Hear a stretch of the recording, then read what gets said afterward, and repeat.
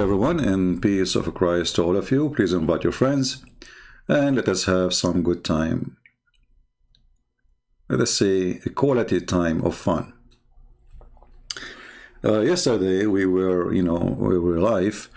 We saw some people posting that there is a debate between a person, his name is Daniel, and David, which we know David, most of you. For me, I don't really, those debate are not debate, because as long there's a moderator and there's 10 minutes for me, 10 minutes for him, people go prepare for a topic and they get some information from the internet, they put it in front of them in the computer and they will be reading a paper. So just pause the paper and there's no need for a debate. Secondly, a debate should be between two people who they are qualified in the education, which means you cannot debate a rabbit. If you are, let us say, a goat, it have to be between two rabbit or two goat or two human or two smart or two idiots. But someone who do not know his religion, and yet he want to debate about his religion and our belief. That will be very funny. And today we will show you why those Muslims are not qualified to talk about their religion. You see, I did not watch the debate. I just moved for like little bit in the introduction. Let me see where this guy start talking, and I will show you how right away we will start laughing. This guy is just a certified idiot, and he's a kid. And by the way, I'm not insulting him, but this is who he is. Listen carefully and see what he will say. Where he start talking, let us see.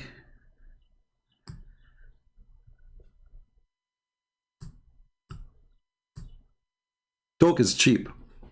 Proving what we say is different. I want to let you know, first, welcome. We're glad you're here no matter what walk of life you are from. And also want to let you know we are a neutral platform hosting debates on science, religion, and politics here at Modern Day Debate. And with that, thrilled to have you here as well, Dan. Okay, go ahead, my friend. What is this? Go. Where is this guy coming from? Modern Science Debate. What about the women and children? Were they also killed? The soldiers say, no, we didn't kill them. Then well, hold on. We skipped. Thanks for hosting, and thanks to David, and thank you to everyone watching. The debate today is about violence and intolerance, Christianity versus Islam.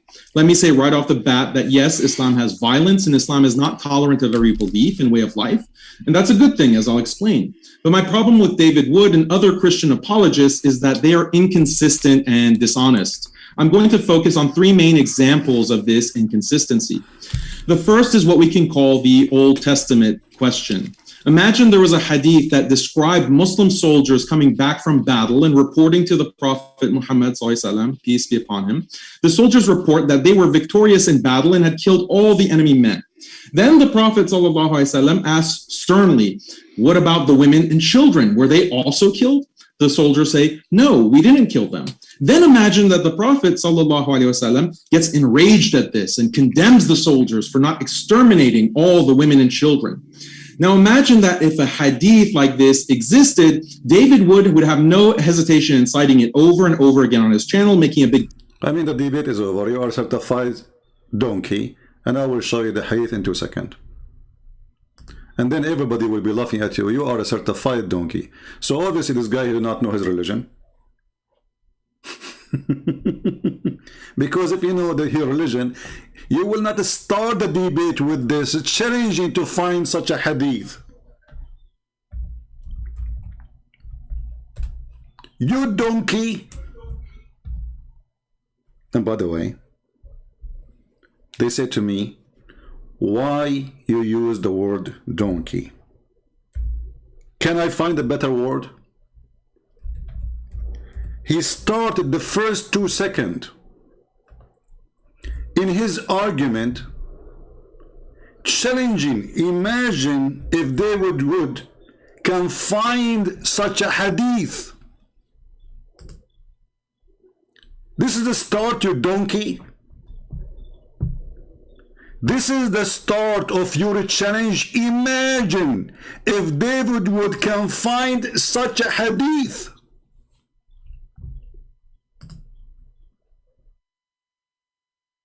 Should I hang up and go? We are done.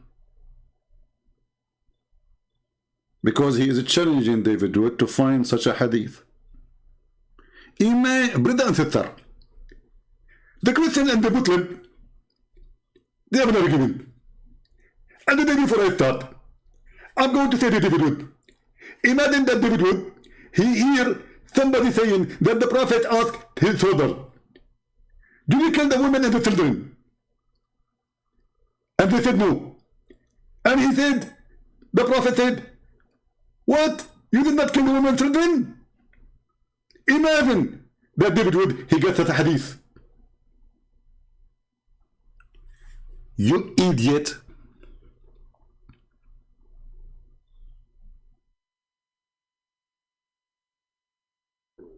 This is the guy who wanna debate us, challenging us to find the hadith says that the Prophet, he encouraged them to kill their children. Yes, he did. They were asking him, when we are going to attack the enemies, we are killing their women and their children. Is that right? He said, they are from them, which means he encouraged them. He said, don't worry about it. They are from them, so kill them.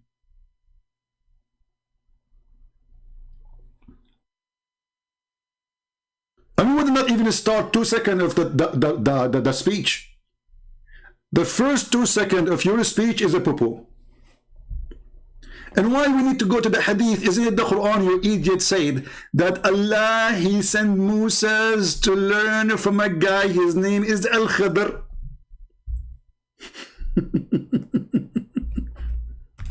And this guy, brother, he saw a child who is, he fear, brother, that he will not be good to his parents.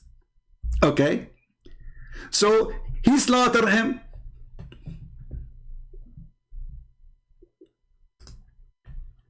So why he need to imagine that there is something in the religion of Islam, it says kill their children. When your Prophet claimed that this is wisdom, to kill a Muslim child, this child is a Muslim child, he's not even a Christian child.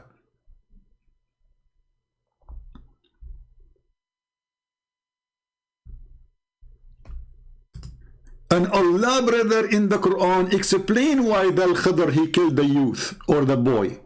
Because simply his parents were people of faith, so they are Muslims.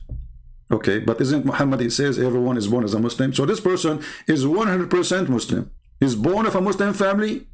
His parents are Muslims. Isn't your Prophet, he says that the child, he is going to be a Christian or he's born as a Muslim by nature, by fitrah, and then his parents will make him a Jew or a Christian or a Muslim. Here we go, the parents are Muslim, so even that to prove Muhammad to be a fraud, because if the parents will make you a Christian or a Jew or a Muslim, the parents are faithful, so how come the child is not? And now the child, he did not do anything yet. He did not become a person who have no faith. He's just a plane in the street. So the guy, he took him, he slashed his head, he smashed his head with the wall or in the floor, as it says in the interpretation. Why? Because we feared. We feared. He is not even sure that he would grieve them by abstain on rebellion. Imagine David Wood, he sees something the Prophet said like this.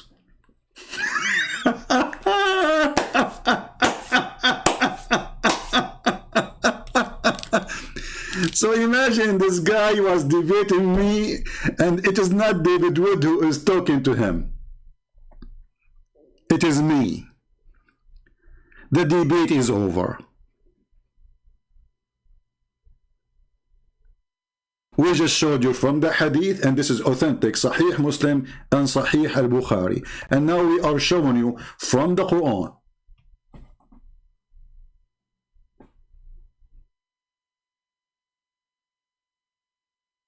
We do not even need to continue. And by the way, when I played, I skipped this part. I did not even hear it, so I just heard this one. because I don't have time really to, you know, so I was moving the video to see when this guy, he, you know, like I go to the video and I look at the, like when his lips start moving in the, like what happened now, you know, when his lips start moving in the video, then I click play. I did not hear this part, I just heard this part.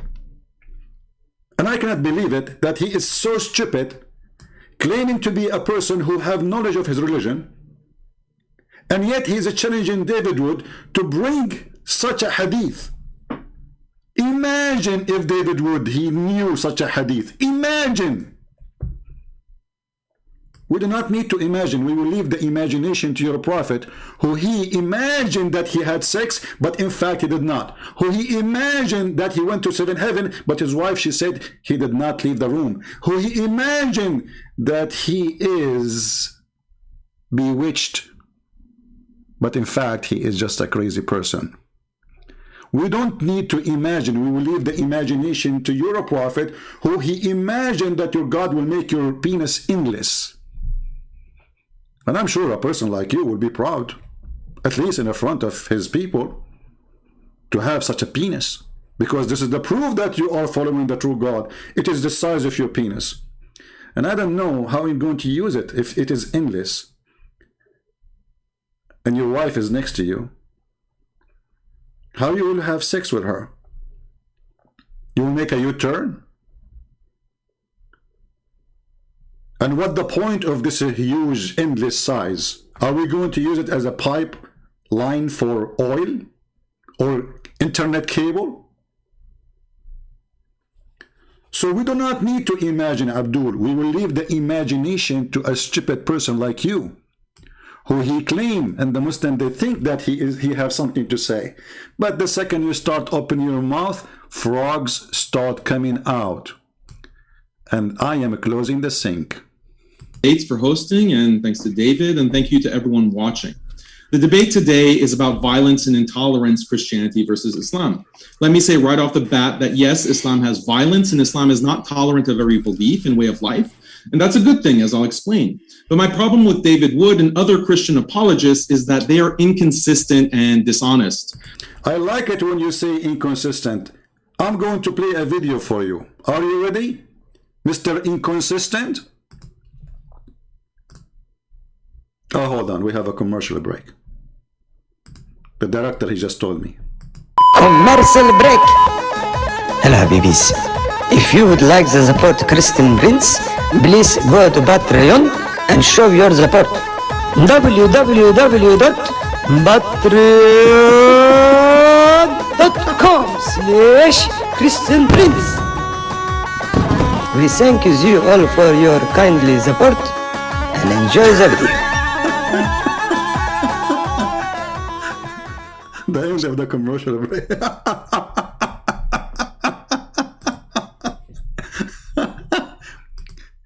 So the Christians are inconsistent, brother. They are inconsistent. Let us examine that. I mean, if I want to make a statement about every word you say, we will spend the coming century to finish this video.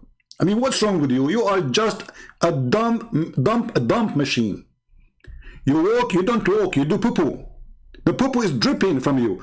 The Christians, my problem with the Christians, apologists, and someone like David Wood and Christian apologists, that they are inconsistent. Sheikh, tell us something. They reported that Imam Malik ibn Anas was approached by a man of the people of innovation. So he said, stop, Imam. Stop. Let me debate with you. Let me debate with you. So Imam Malik had some time on his... Imam Malik, he have time. You know what he is doing for a living. You know, he's just masturbating, as Muhammad used to do. And even his friend, they come to the house, sleep in the house, and they masturbate. And then the wife, Aisha, in the morning, she said to them, oh, hold on. If you want, I can teach you how to take it off, because this is what I do to the Prophet. I scratch it with my fingers. So Imam Malik have time. He just finished masturbation. Free time. So he said, okay, then what?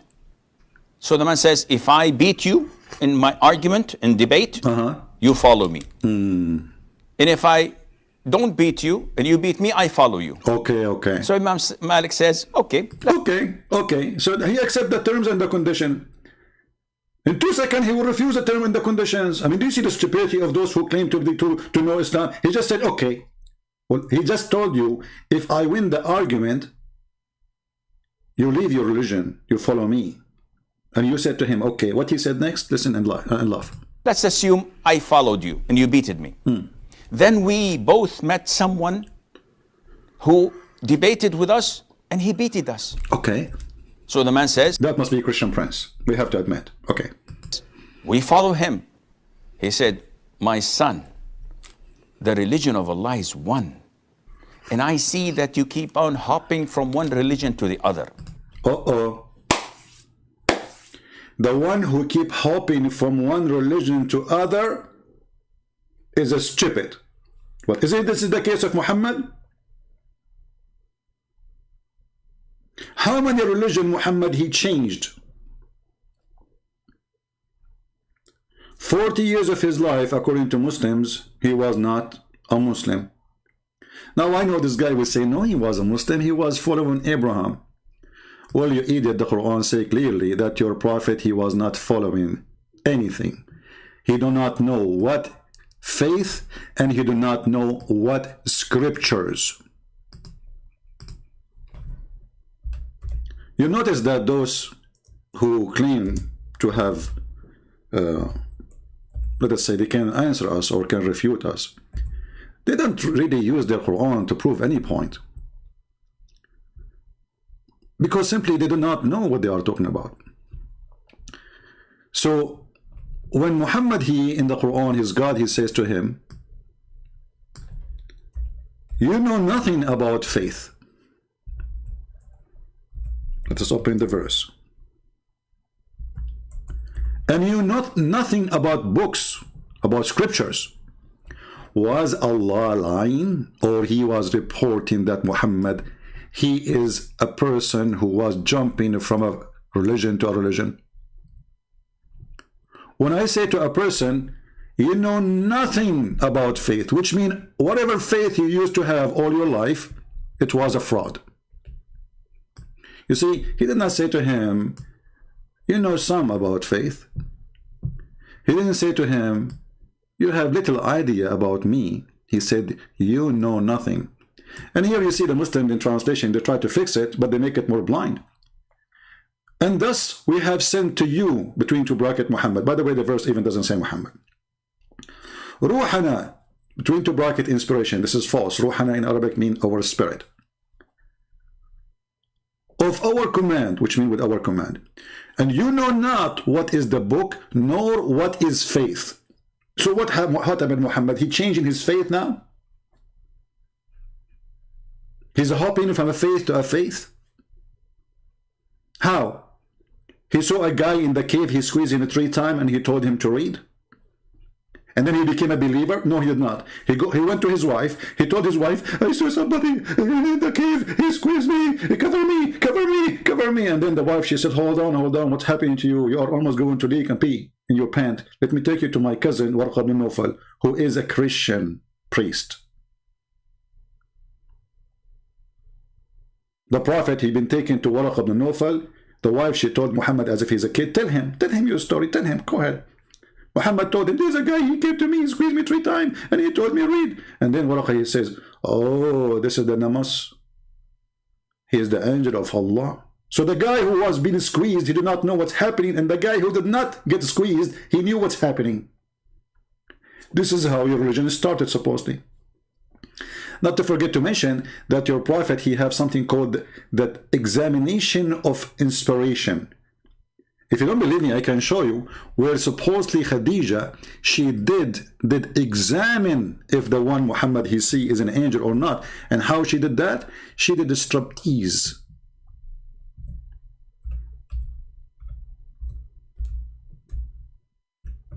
And as long I don't like to say something without showing a reference, let us find it.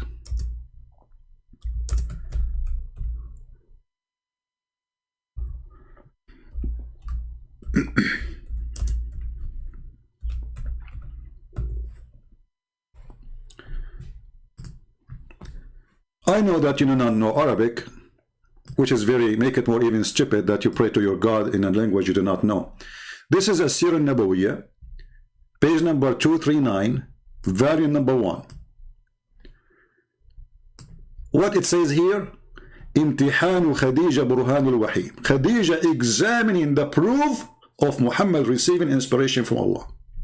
How? Muhammad, he sees someone sitting in the corner. And as usual, Muhammad, nobody see what he see. Because Muhammad, he have an X-ray vision. I mean, the angel in the corner, but Khadija next to him in the bed, she cannot see the angel, but Muhammad can see him. Look like the angel, he have an equipment who he can blind a person and the other person still can see. In other way, he was invisible for a person, but he is invisible, or yeah, he can be seen by the other person. If we translate what is in front of us, we will see that Khadija, she said to the guy, or Muhammad, aka Allah, oh, when you see your friend, which means the angel, come to you, let me know. Let me know, Habibi, let me know. So Khadija, Muhammad, he said, Khadija, I see him, I see him. So she said, okay, if he come to you, tell me about it, which means Jibreel. Okay, so he came. This Jibreel, he came. But Muhammad is not sure now he is Jibreel or not, remember.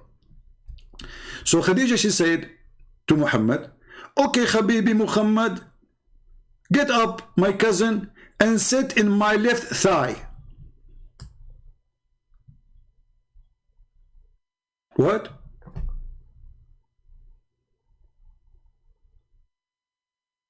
Sit where?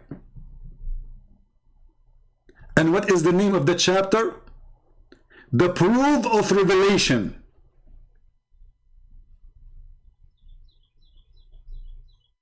What is the proof of revelation in Islam?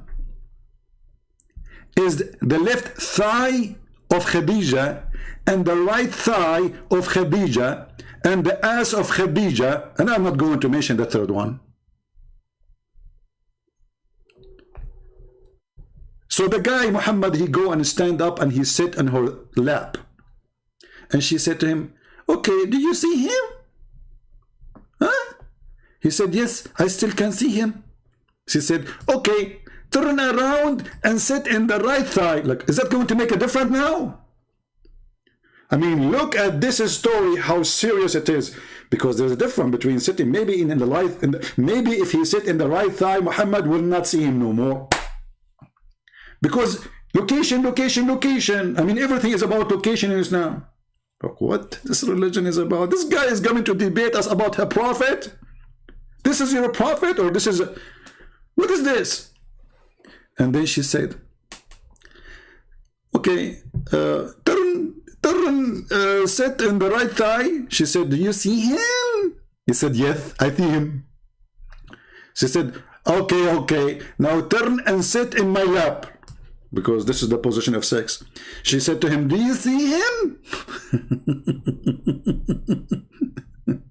He said, yes. And then she started taking off her clothes, and she said, do you see him? He said, no. She said, rejoice, my cousin, for by sure, for Allah, by Allah, he is an angel, not the devil. Look at this. So you potato, you are coming to debate us about a prophet who he himself could not even know if what he see is an angel or not, and his wife, she have to do striptease, moving him like a potato, like a puppy, in the top of her lap, from the right leg to the left leg like a monkey, and she keep asking him, do you see him? Yes, I see him. Okay, sit in my lap. Do you see him? Yes, I see him. And then when she take off her clothes, she said, do you see him? She take down her veil. This is the translation of Google. Do you see him? Well, the Muslims, they say that this is a proof that this person who Muhammad is seeing in the corner is an angel. Why? Because, well, she is getting naked, and an angel don't like to see naked women. Well, I say, this is my opinion, by the way, I think that the angel, he don't want his eye to be hurt, because obviously she was very ugly. So he ran away. The angel was watching, he was saying, don't take off your clothes. Don't do it. And here when need to ask the Muslims who they claim to be smart, where Khadija she learned this trick? Like she used to encounter angels every day and she stripped to the previous husbands too. Maybe Khadija, she was a striptease lady and she have a lot of expertise with angels. And as long Khadija, she knew that the angel, he will not be staying in the room if she take off her clothes. So what the point of sit in my right leg and left leg? Just strip and finish it. Take off your panty, see him to him, say, Muhammad, do you see him? He will say no. Tell him this is an angel. When I say stupidity is amazing, I mean it. Guys, shall I continue in getting this guy busted, or we are done? I mean, this is too much, isn't it? Shall we continue? Let me know if you like me to continue or done, because he is not really worth it. He's just a kid, you know. Actually, what made me upset from David Wood, where he got those kids? You know, he collected a bunch of kids from the street. Like Mimi Hijab is a kid boy. Nobody even listened to him. He was a street corner shouter. Even Muslims don't listen to him. He made him famous. Why you do that? If you want to debate, at least debate somebody who have knowledge in his religion. Don't debate kids. It lower. You see, I open my sky for everybody to call me. I don't consider this is a debate. Yesterday, a kid, he is 14 years old, called me. Can I call it a debate? Ultimate 40 called me. Even Ultimate 40 called me. Can I call it a debate? Go, brother.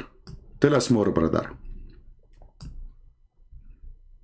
I'm going to focus on three main examples of this inconsistency. The first is what we can call the Old Testament question. Imagine there was a hadith that described Muslim soldiers coming back from battle and reporting to the Prophet Muhammad, peace be upon him. The soldiers report that they were victorious in battle and had killed all the enemy men. Then the Prophet asks sternly, what about the women and children? Were they also killed? The soldiers say, no, we didn't kill them. Then imagine that the Prophet then imagine, your Prophet did that, you idiot. Gets enraged at this and condemns the soldiers for not exterminating all the women and children. Now imagine that if a hadith like this existed, David would have no hesitation in citing it over and over again on his channel, making a big deal about it, denouncing Islam for it, and generally characterizing Muhammad as an evil, bloodthirsty man. But the reality is there is no such hadith. Yeah, there is no such a hadith. Christian Prince was showing you a hadith does not exist. And this hadith was in Bukhari and Muslim. But it does not exist. In reality, there is no such a hadith. Imagine. Okay, we finished the part of imagination now. Continue. Let's see here.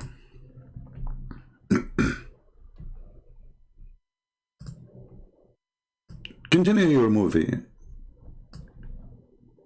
Instead, this is what we read in the Bible about Moses. In Numbers 31, verse 14 to 18 of the Bible, we read, and Moses was angry with the officers of the army. Moses said to them, have you let all the women live? Now kill every male among the little ones and kill every woman who has known man by lying with him. But all the young girls who have not known man by lying with him, keep alive for yourselves. Shall we go to the story of Bani al-Mustaliq and what your prophet he did with them? Shall we go to the story of Safiya and we'll see what he did with them? And why you don't tell us what is the story about Moses? If you idiot, you idiot. If you go to the Quran, you will see that the story is in the Quran. And Allah, he punished the Jews for not killing everyone there. Not only they did not kill, according to your Quran, they did not even attack.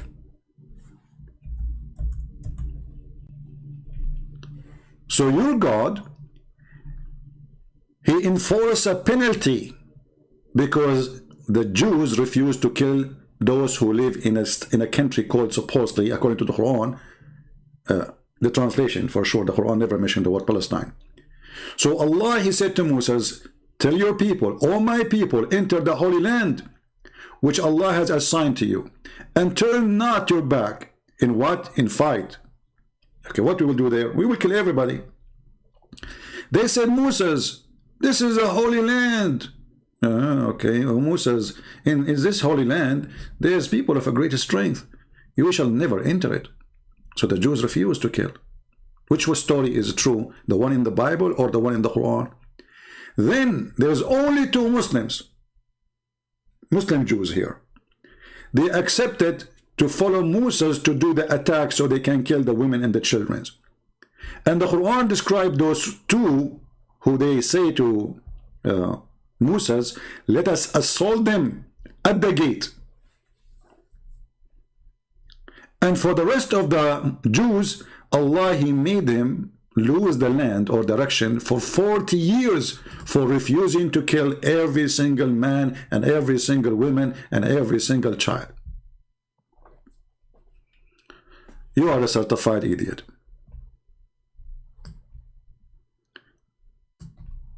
Now, I think I'm going to stay. If this guy, he said 2 words, I will make a comment. I better maybe move it a little bit.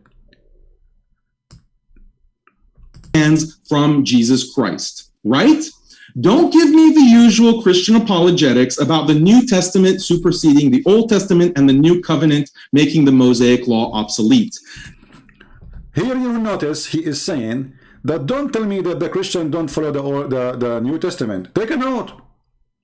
In the minute 20 and the 22nd, he just admitted that a Christian should not say, don't tell me that you Christian do not follow the Old Testament. Did he say that? Because later he will say, no, you are not. You don't have Allah.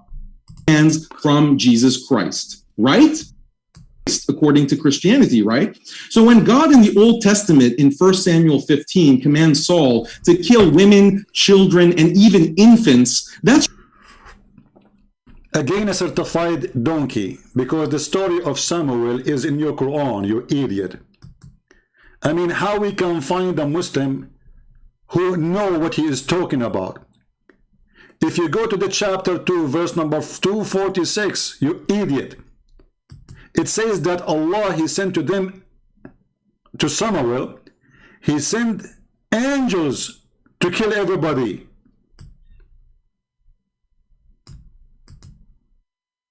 Have you ever heard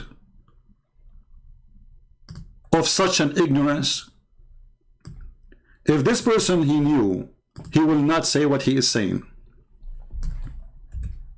And I wonder how long it's going to take me to finish this video, because whatever he's saying, I have to say something about it.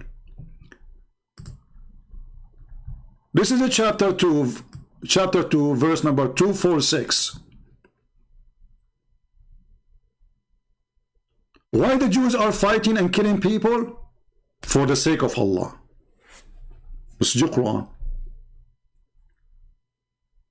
And your Quran confirm, you idiot, that they are saying why we should not fight those who they drive in us from our homes. So you stupid, in the story of Samuel, according to your Quran, they were fighting the enemy who drove them from their homes, and they took their wives as sex slaves and their children. So when this coward, he quote a story about Samuel, do he knew what his Quran say about it? For sure he don't, because he is a certified donkey. And I apologize for insulting donkeys if any of them present with us today, because they will get upset. They have feeling too. Shall we go and find you the interpretation?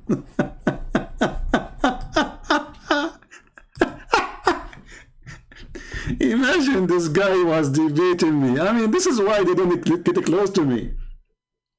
Hey kid, do you have the courage to have a speech with me for like 10 minutes? Do you?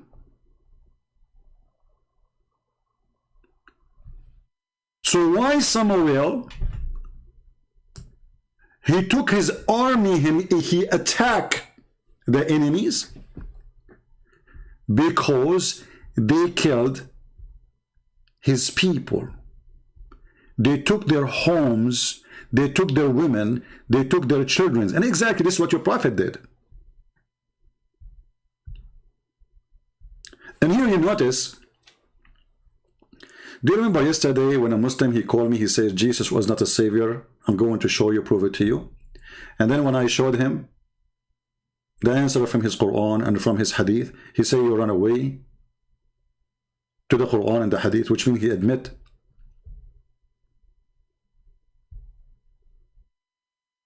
that his argument does not stand for a second if we mention what the Quran say. And those people here, this guy is an example of stupidity.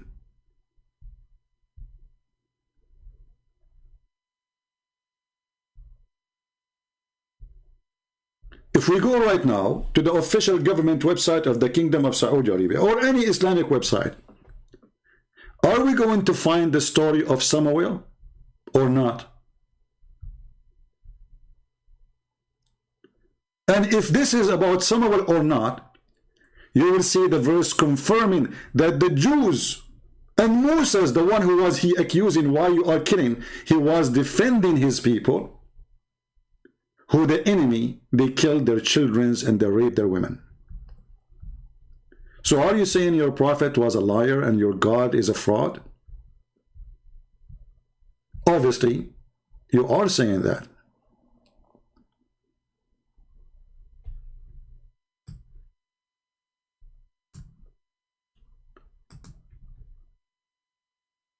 Let us go and see the interpretation for the verse, so the Muhammadan, they will not say this guy is making things up. Now, which interpretation I should show you? Al-Tha'labi, Al-Qurtubi, Al-Baghawi, because all of them, they say the same. You are a certified donkey, my friend.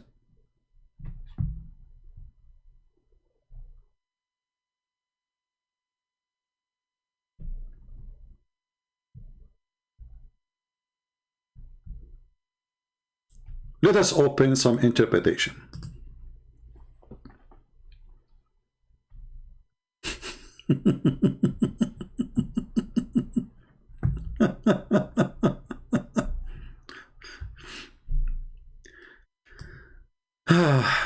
Tafsir al-Baghawi. Tafsir al-Baghawi. Page number 296. Volume number 1. And here it says that the real name of this person we are talking about, his name is Shemuel.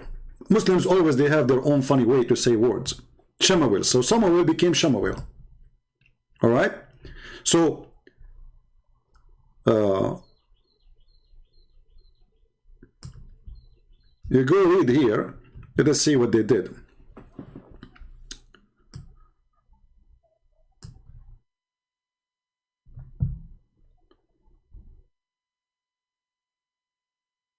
Here it says that those people, they attacked the Jews and they captive a lot of their children and their women, and even from the children of their kings. And they took from them 440 little boys.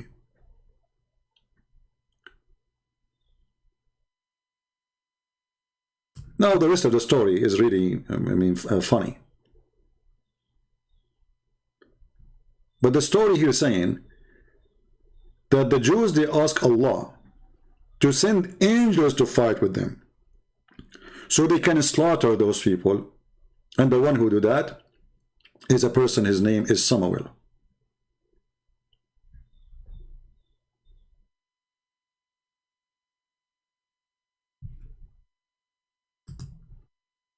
Different interpretation. Let us see Al-Qurtubi maybe. Let's open Al-Qurtubi. Give me a second.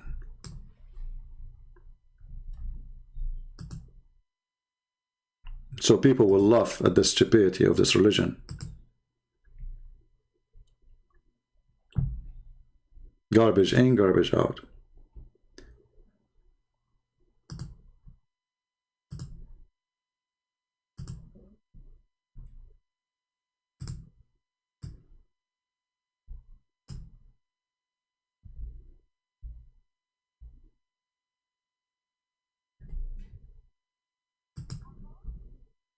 Let us see.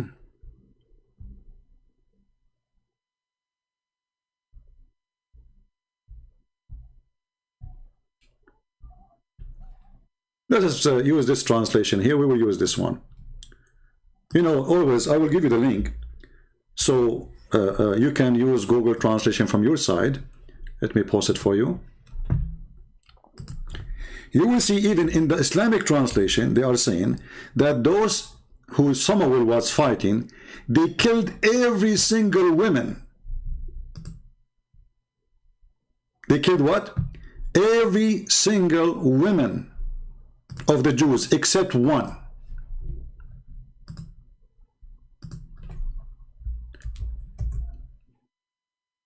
The coward,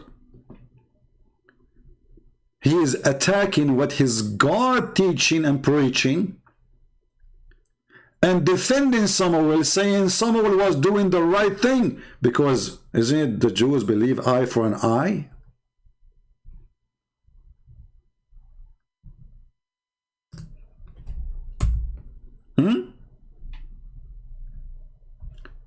Let us use Prophet Google translation and let everybody laugh at you, idiot. Let us do that.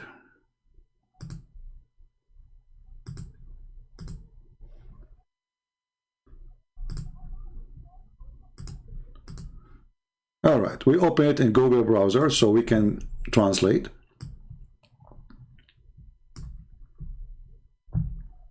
Here it says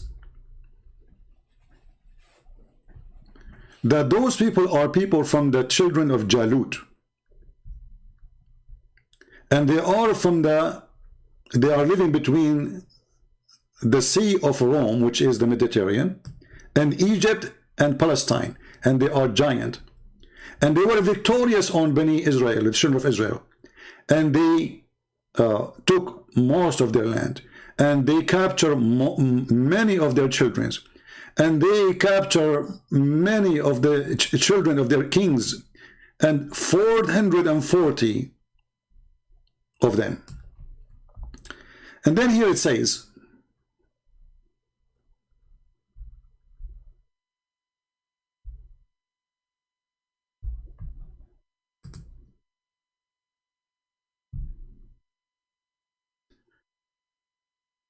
and they force on them jizya, which means the same as Muhammad, he forced on the Christians. He forced pay or die, those who are still alive.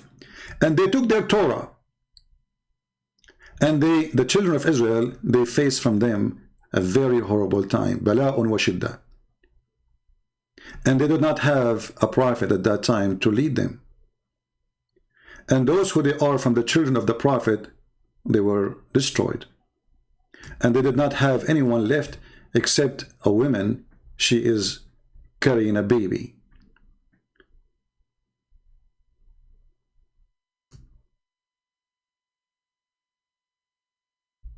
And they ask Allah to send a child. So now the Jews, they have only one woman. I mean, look at this story. There's only one woman left. And she is the one who is going to save the nation. And this woman, she gave a birth to a child. His name is Shemuel or Ishmael, which means Samuel. And the woman, she said, Allah, he heard my dua, my prayer. And she taught him the Torah, and he grew. And one of the elders, he take care of him to teach him. Then Samuel, he came to him, an angel, his name is Jibreel, while he was sleeping, next to this old man. And then the angel, he asked him to stand up. And he told him, tell your people that I am going to, Allah, he decided to send you as a messenger and as a prophet to your people. When Samuel, he came to his people, they accused him to be a liar. And they said to him, oh, you are seeking to be a prophet. You are rushing for it, but did not come to you. And they said to him, إِن كُنْتَ صَادِقًا فَبَعَثْ لَنَا مَلَاكًا or malakan, if you are truthful, well, send us angels, ask your God Allah, angels, so he can fight for us for the sake of Allah, as a proof of your prophethood. And then this is what happened. Allah, he sent angels and they slaughter all the enemy. So this idiot, he was making fun. Let us now click at translate. And I gave you the link already, right? I gave you the link. Actually, this link I gave you is very long. Let me hold on. Let me make it short. Let me give you a different website. Just give me a second. Because this link is very long. I mean, there's many interpretations in the same page. So I want to give you a page which is directly for this interpretation, so you will not be confused. All right, this is the interpretation, the same interpretation we are reading, but this is from the official kingdom website of Saudi Arabia. Let me know, please, if the website is opening fine.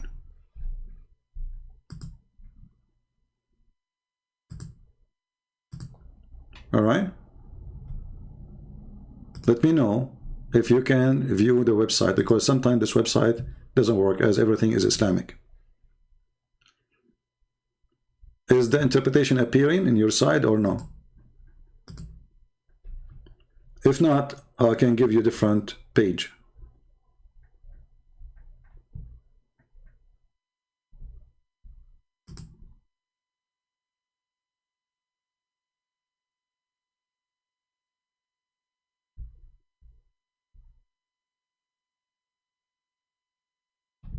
Is it working?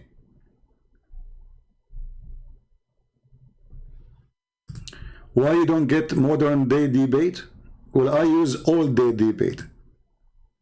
And my old day debate is better. Get lost. We don't do debate. People don't care about modern debate. Is that a fashion show, you idiot?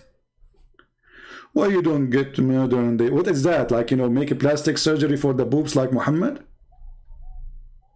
Modern day debate. You don't dare even to talk to me. Well, you don't do modern day debate, Christian Prince. Here we go. I'm doing the modern. This is the most modern. We are using computer. We are using your website. We are using your stupid interpretation. We are using your scholars. We are using your prophet words. Is it modern or it's not modern? I dare you to say Muhammad is not modern.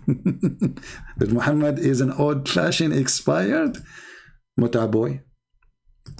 Christian Prince, why don't you use modern debate? Christian Prince, be honest with me. What's the problem with you? Why you don't use modern debate? I'm really now, I don't know what to say to you. I'm really in trouble. I mean, I don't know what to say after what you just said. That's a lot. So let us go and do interpretation for what we showed you. Click, sorry, translation I mean. Translate to English. And now you will see all what we said to you there.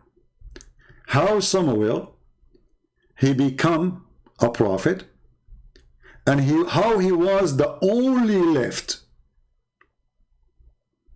child which is born after the enemy killed everybody, because only one woman, she was still alive.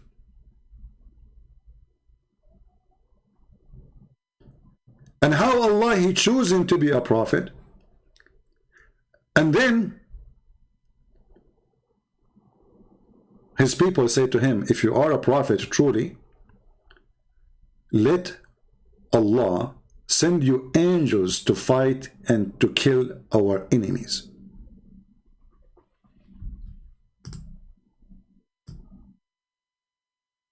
Translation here says the word angel, always translated as a king. The fact this is the word angel, malak, because it's confusing. Malak can be, you know, like from Malik. So if you are a prophet, if you are claiming to be a prophet, well, ask your God to send angel or angels so we can attack the enemy and kick them away from our homeland. And we free our people from slavery. So this guy, he was attacking the story of Samuel, because he did not know, this donkey, that this is a story is exist in the Quran, and his own version of explanation get him busted.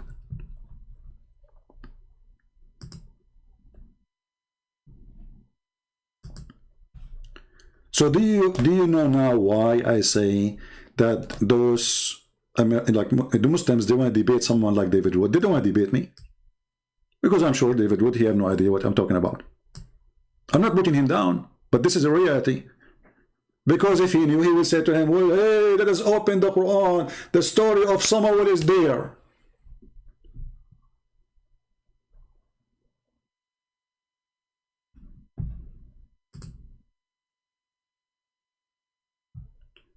Are we following? When I criticize a Christian, I never put Christians down. But I criticize everybody, and you can criticize me when I say something wrong.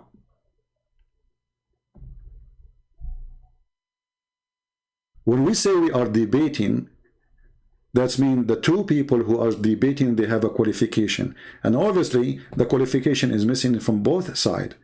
Because one side, he have little limited knowledge about Islam, and the other side, who is the Muslim, he know nothing about Islam, to the point he challenged David Wood to show him a hadith that the Prophet was outrageous for not killing children.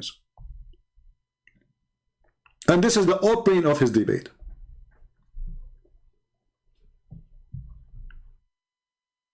Shall I continue? I mean, this video will take with me forever, because every second this guy, he says something, he make poo-poo. Seriously. I mean, we did not even play from his statement even 1 minute yet. It is a minute, and now we have 52 minutes respond, proving him to be stupid idiot from his book. So how we can finish a video of 2 hours?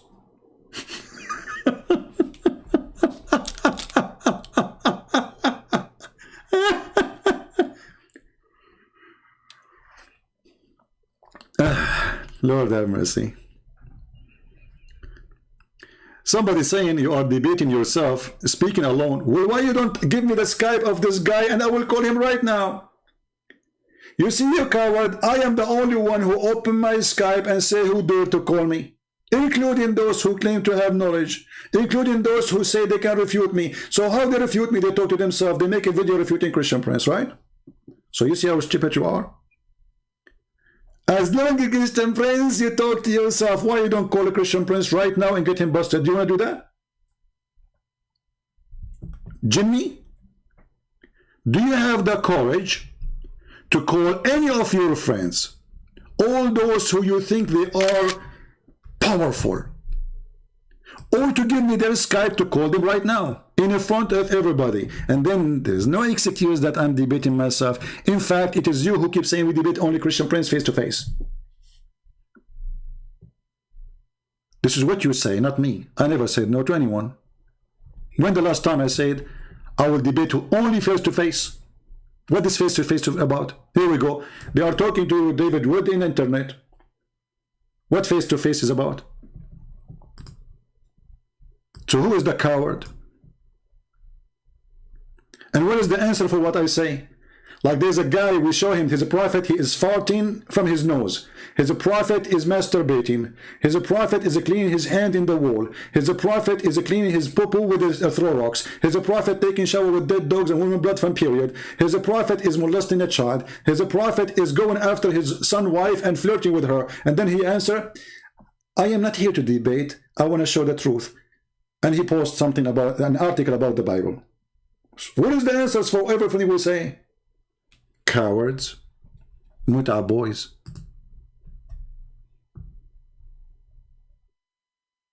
Muta boys. And he come in every video, he posts the same thing. I'm not here to debate. And he posts the article, which is funny, and he don't dare. I say to him, why you don't call me and let us see if you can, if you dare to speak about it.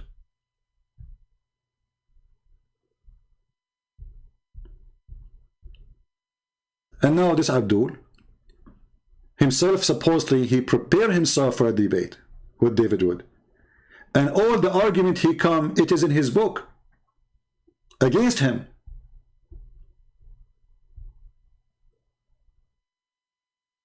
Actually, every Muslim should be laughing at him now.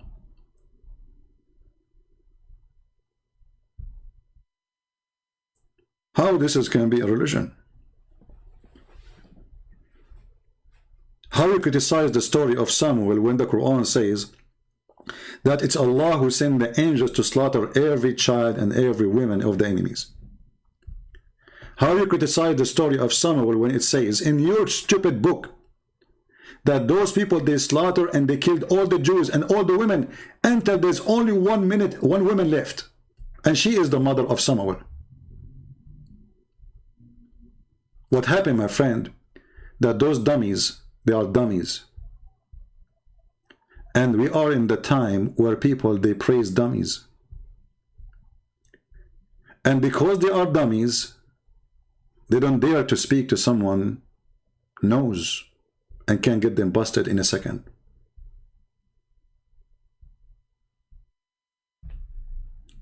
Shall we go back to the story of in the video of this guy? Otherwise it's going to take us 10 years to finish.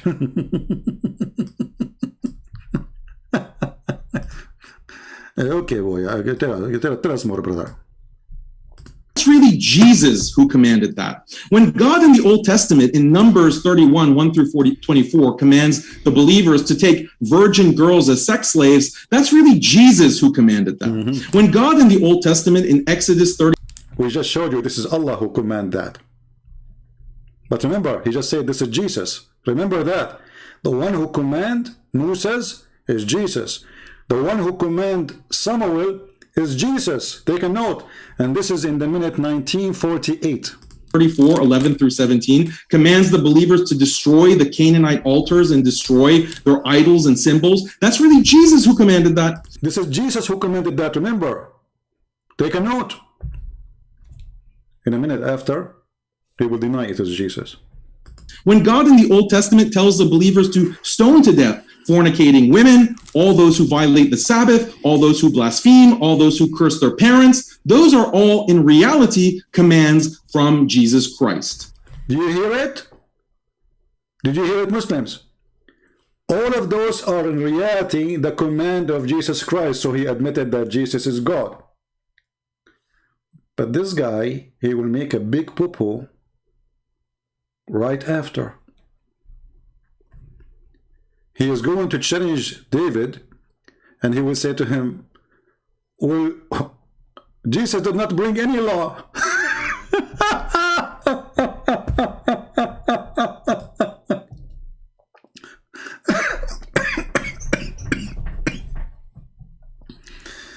He made a speech that Jesus, he have zero law.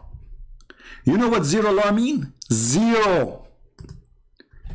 But in his introduction, he's saying that all those law is coming from Jesus. I mean, how stupid this idiot is.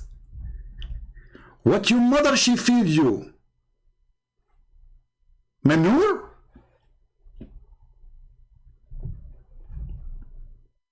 Right? Don't give me the usual Christian apologetics about the New Testament superseding the Old Testament and the New Covenant making the Mosaic Law. That is false, because Jesus said, I did not came to destroy, I came to complete. So we got you busted. Continue. Obsolete. That is missing the point. The point is, according to Christianity, Jesus is the God of the Old Testament, which means Jesus commanded all that killing and stoning and slaughter, all the massacres, all the bloody cleansing of the earth that's described in the Old Testament. All the bloody things happening in this earth is the command of Jesus. Let us continue. Those are all coming from Jesus, and in fact, they're endorsed by Jesus for a 1,300-year period from Moses' time until Jesus' time. So you can't present this modernized picture of Jesus only preaching peace, love, and nonviolence. Jesus, according to Christianity, is quite a vengeful and wrathful God, or at least he was in Old Testament times. How can a Christian who has to believe all this about Jesus Christ turn around and criticize Islam for violence, especially since, according to the Bible, Jesus even calls for killing women, children, and infants? There's nothing like that in the Qur'an. You see, there's nothing like that in the Quran. We just showed you that this is in the Quran. Big mouth, potato, and everybody is laughing at your religion now. And not only that, the Quran refuted you that those people, they are fighting and killing the enemies as they killed them. As you mentioned the story of Samuel, that only one woman left from all the people of Israel. Only one woman left. This is according to your stupid book. And hadith. So isn't this the most outrageous double standard? Exactly. David Wood, please explain this. Explain how you can criticize Islam and smear the Prophet Muhammad ﷺ as a violent, bloodthirsty warmonger, when according to your own theology, your God, Jesus Christ, also commanded and approved of all these things and more. So David Wood, you're extremely dishonest when you criticize Islam, and in fact, Christians should really hate you for what you're doing, because you're essentially trained. David Wood, we hate you because we found that Allah is the one who ordered the Jews to attack the Palestinians in the Quran in chapter 5 verse 21. And we found that it's Allah who ordered Samuel to take an army of angels to slaughter every one of the enemies. We should hate you because this exists in the Quran in chapter 2 verse number 246. This is double standard, David Wood. We should hate you because Muhammad, he says, kill them, they are from them, those children and their women. We should hate you. You have double standard. And all those orders are from Jesus Christ.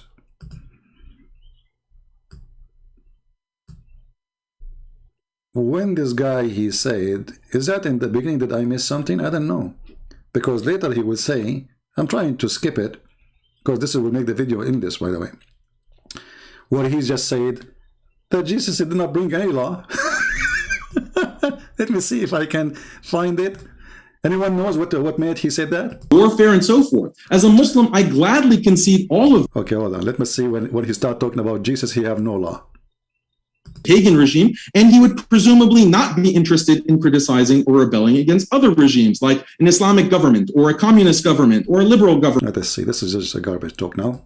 Claiming that he was an advocate for these types of liberal ideals and that he would have disapproved of Islam. So this is the politics of Jesus question, and there's also the Old Testament question and the Christian.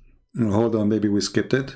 Let's see. The problem with this option is that a modern liberal state of this type did not exist before the without sin should cast the first stone, or do not resist an evil person and turn the other cheek. Okay, hold on. Pagan regime, and he would presumably not be interested in criticizing or rebelling against other regimes, like an Islamic government or a communist government or a liberal government. He is not concerned with politics at all. On this view of Jesus, Jesus' teaching do not imply a critique of Caesar's law and military politics, but this would also mean that Jesus wouldn't be critical of Prophet Muhammad, his laws and military policies. I mean, why would Jesus be fine with the pagan Roman emperor who was engaged in persecuting believers, but have a problem with Muhammad? You see here, you see the stupidity and the lies. Jesus, he don't have a problem with the Roman. How is that? Where? When the Jews, they come to Jesus and they said to him, should we pay tax to Caesar? Jesus, he showed them that they are the one who is obeying the Caesar, not him. He asked them, do you have coins with you? Do you have money? They said yes. He said, show us. One of them, he grabbed one from his pocket and he showed him. And he said to them, what is this picture in this coin? They said, this is Caesar. So he said, give to Caesar what is to Caesar. He never say to them, obey this Caesar or that Caesar. He showed them that they are hypocrite.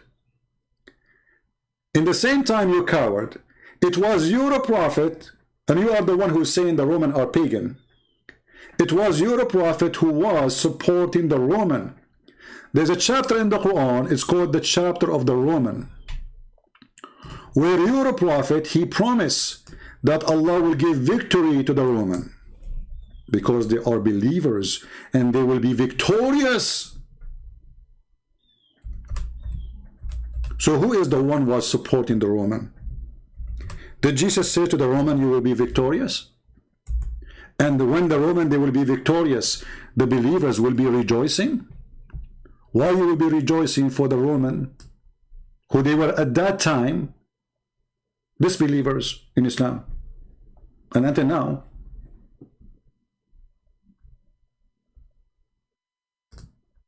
And when the Roman, they will defeat their enemies, which is the Persian, the believers, the Muslims, will rejoice that victory is given from Allah to the Roman against the Persian.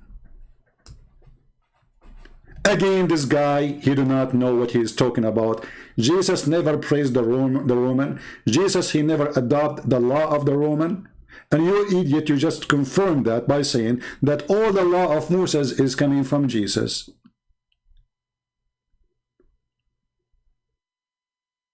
You are just a stupid mental idiot. But I'm trying to find where he said that Jesus, he have no law. Is that in the second response? Anyone can help me? Because I want to move there. Because you will see how stupid what he's saying. He totally contradicts himself. Where he start explaining that Jesus, he brought no law.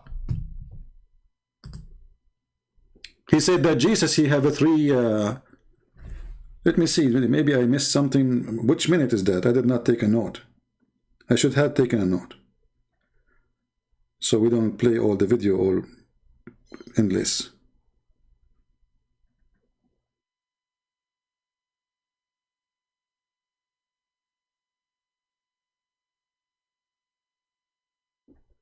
I did not take a note when he said that. Which moment? If anyone knows what moment he said that, let me know. Maybe this is in the second response, I'm not sure. But because so this option is out. The second possibility is that Jesus is concerned with politics and political change, but he's an anarchist who believes in abolishing law and armies because these things are violent and intolerant. This is why Jesus says things like, he who is without sin should cast the first stone, or do not resist an evil person and turn the other cheek if someone assaults you. Or here we go. Listen carefully. So he is giving us three options. if an unjust person takes your coat, give him your cloak as well. The interpretation is that Jesus is not talking about an ethic of forgiveness in these Bible verses. He's actually talking about abolishing laws against assault and robbery. He's against policing people. He's against a military force that would stop a foreign army from assaulting and robbing the populace. You see here the liar, the scumbag, he just said all kind of lies. Where Jesus, he abolished the law. When they come to stone the women, did Jesus say to them, don't stone her? Anyone can show me a verse saying that Jesus said, don't stone her? Jesus said to them, if any of you don't have sin, cast your stone. So he's saying to them, you are a bunch of hypocrites going after this poor woman, but you are fornicator like her. Where Jesus said, don't stone. Since when? When Jesus himself, he said, I came to complete, not to destroy. So your argument is stupid. Where Jesus said, if somebody doing a robbery, let him go. Can you show me? Isn't it Jesus is the one who said to Peter, the one who lived by the sword will die by the sword, which means the punishment for killing is killing. So you are a fraud, and you are making false statement against the teaching of Jesus. Where Jesus, he said you can do fornicate. Where Jesus, he said you can be a thief. Where Jesus, he abolished those punishments. Can you show us? When Jesus said if somebody hit you in your right cheek, this is not a theft.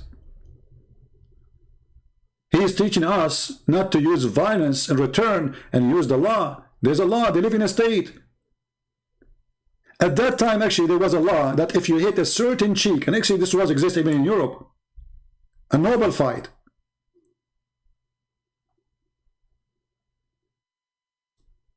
That if you use a certain hand, you go to jail.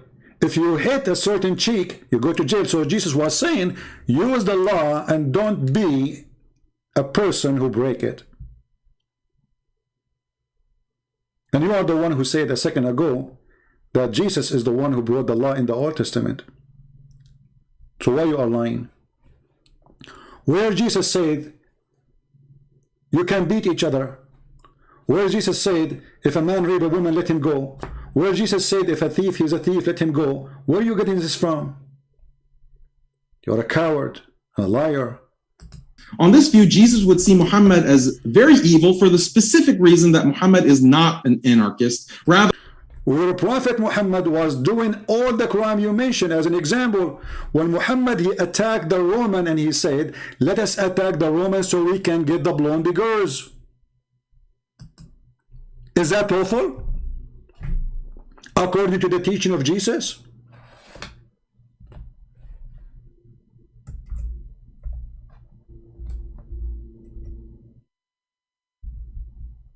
Is that lawful according to the teaching of Muhammad? Let us open the reference so they will not say I'm making things up. Why Muhammad he attacked the Roman? Did the Roman attack Muhammad? Never. He said attack the Roman so you can capture the blondie girls.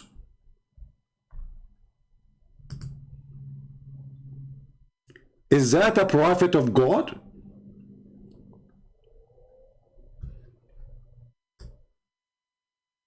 This is the interpretation. You can open Al-Qurtubi, you can open any interpretation you want. This is the Durr al-Manthur. A man, he said to Muhammad, stop, tempt us with women. This is in your stupid Quran. But why he said that? Because Muhammad, he said, attack the Roman so you can get the blondie girls.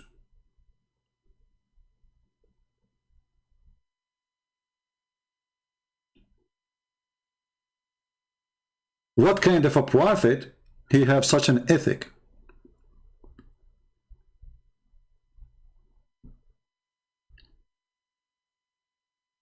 Is that from God?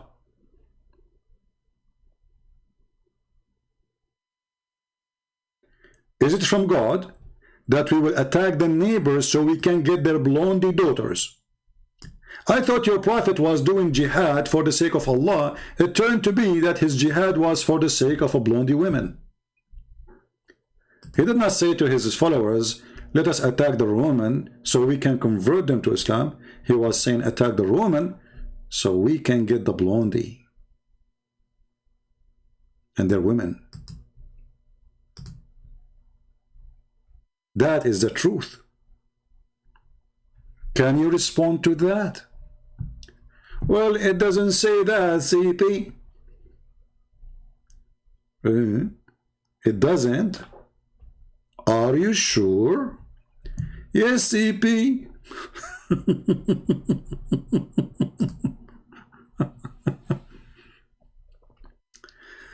Oh, Lord have mercy. Let us see.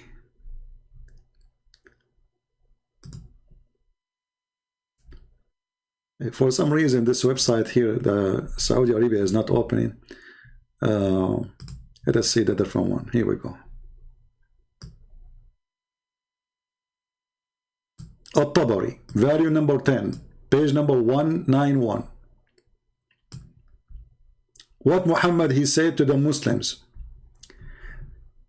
attack Tabuk and you will get the blondie girls and their women. A person, his name Al-Jad, he said to him, please don't tempt us with women, which means this man is saying to Muhammad, you are a scumbag, trying to make us go for war with other land just for the sake of getting some blondie girls. Is that from the mighty God? Attack the Romans so we can get the blondie girls?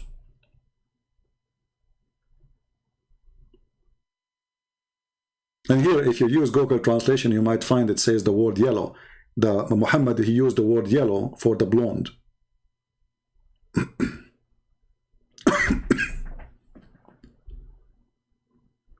What kind of a prophet he makes such an order? Attack the Roman and get the blondie girls. Attack Tabuk so you can gain the yellow girls and the women of the Roman. You're a potato, my friend. Continue. We like potatoes anyway. Muhammad is someone who passed laws and had a military policy which entailed violence. But of course, such a view of Jesus is absurd, and no pre-modern Christian ever believed he was an anarchist, so this option is out. The third possibility is that Jesus is concerned with politics, but he is not a proponent of anarchy. Rather, he wishes to establish a modern liberal state. According to this vision of Jesus, Jesus wanted a state that upheld something like modern human rights norms and had a foreign policy that consisted of strictly defensive wars. On this view, Jesus would condemn Islam because Islam is not compatible with such a modern liberal state. Well, Jesus, he condemned Islam right away. Jesus, he said many things about religion like Islam. He said, don't pray like those hypocrites who pray in the corners. Don't fast like those who shout and scream and say, we are fasting. When you fast, wash your face and don't tell people that you are fasting. Jesus condemned a child molester like your prophet. He says, it is better for a person who harmed the little one to put a milestone in his neck before he harmed the little one and throw himself in the deep ocean. My Jesus, he said, it's better to take your eye out of your head, better than your eye leading you into hell. And this is talking about fornication. Your prophet was a fornicator. And your prophet was a child molester. And your prophet used to look at women, and he keep looking until he get tempted, and yet he claimed to be a prophet of God. Who said that Muhammad is not mentioned by Jesus? Jesus said, be aware of false teachers, and all the teaching of your prophet is false. Since when we can find that Jesus said to a woman, give your breast so a man can suckle her? This is the law of who? The law of God?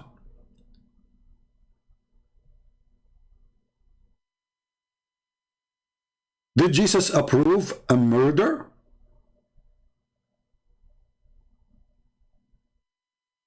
Isn't it the Quran says that Allah, he told the Jews that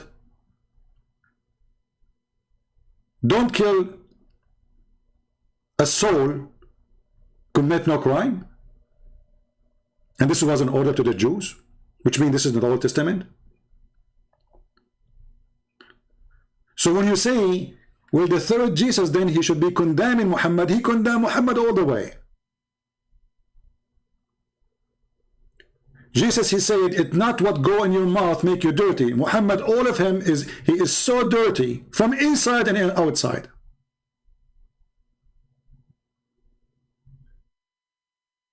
Have you ever heard of a prophet of God? He said that the one who is proud about his inheritance before Islam tell him to go and bite the penis of his father? Is that a word coming from God? Did Jesus allow the Christian to do mut'ah and have 3 nights stand for sex? Is that your God teaching? This is in the Quran, chapter 4, verse 24. So when discovered, he said that Jesus did not condemn Muhammad if he is, as we claim, according to him. Well, all the verses in the Bible condemning Muhammad. In the top of that, even the Bible says that the one who is the liar, who is the Antichrist, to make it more clear,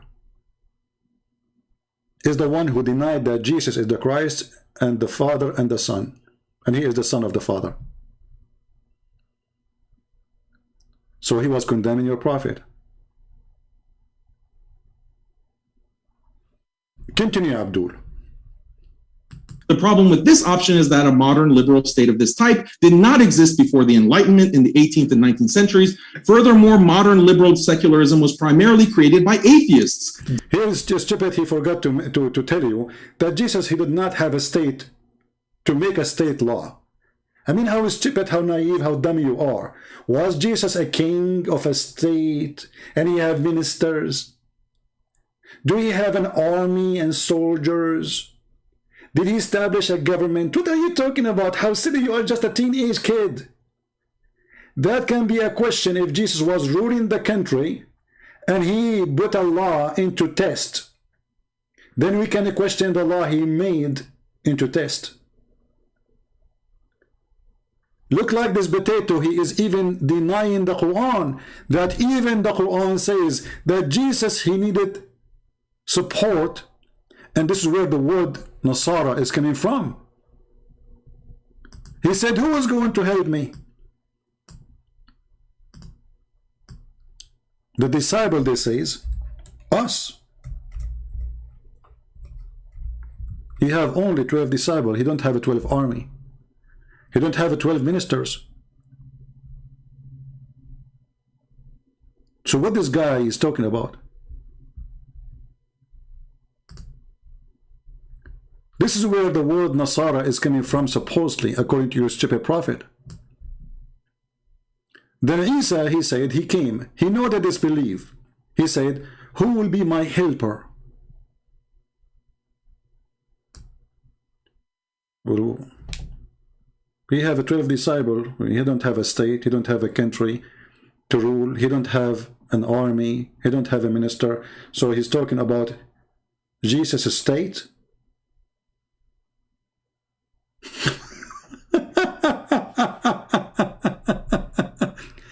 If Jesus have a state, you donkey, then why your God Allah, he run with Jesus to save him from the cross? If Jesus have a country and a state and an army, so how they will crucify him? If Jesus is the one have a control of the law, as a king, as you are claiming, well then who is the one who want to put him in the cross? His army? You are an official stupid who made a paper before you go to the debate, and now we are laughing at you. And I wonder when I'm going to finish this video. Continue. Deists and critics of Christianity. Furthermore, earlier states established by Christians, like the Byzantine Empire, the Spanish Empire, etc., none of these were modern liberal states or anything close in terms of respecting human rights and so forth. So how could Jesus have called for a state that never existed? This is a historical... He just said never existed. So all the options you gave us, it was a fraud. Secondly, who said to you that the Roman state was Jesus' state? Who said that? Who said that the Spanish state was Jesus' state? Was their constitution the Bible? What this guy is talking about?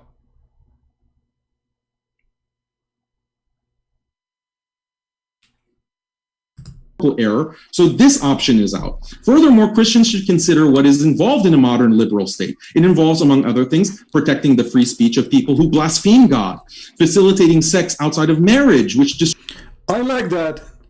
You know, if you want to support the freedom, then you have to support sex out of marriage. Will your prophet support sex out of marriage? Actually, most of your prophet relationship was sex without marriage. Was Mary the Copt his wife? Was the wife of his son his wife? When your prophet, he went to the house of his own son and he flirted with the wife and he said to her that, my Allah, he made my heart to flip for you.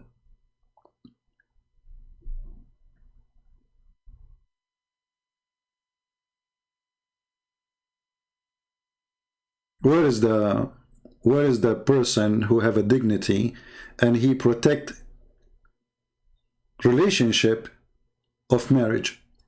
Isn't it your religion says that if you have a daughter, she is not from marriage, you can have sex with her?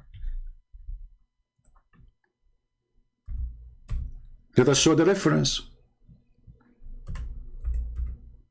You Muslims are the one who protect the family and relationship of family and marriage and the value of marriage. Not our people.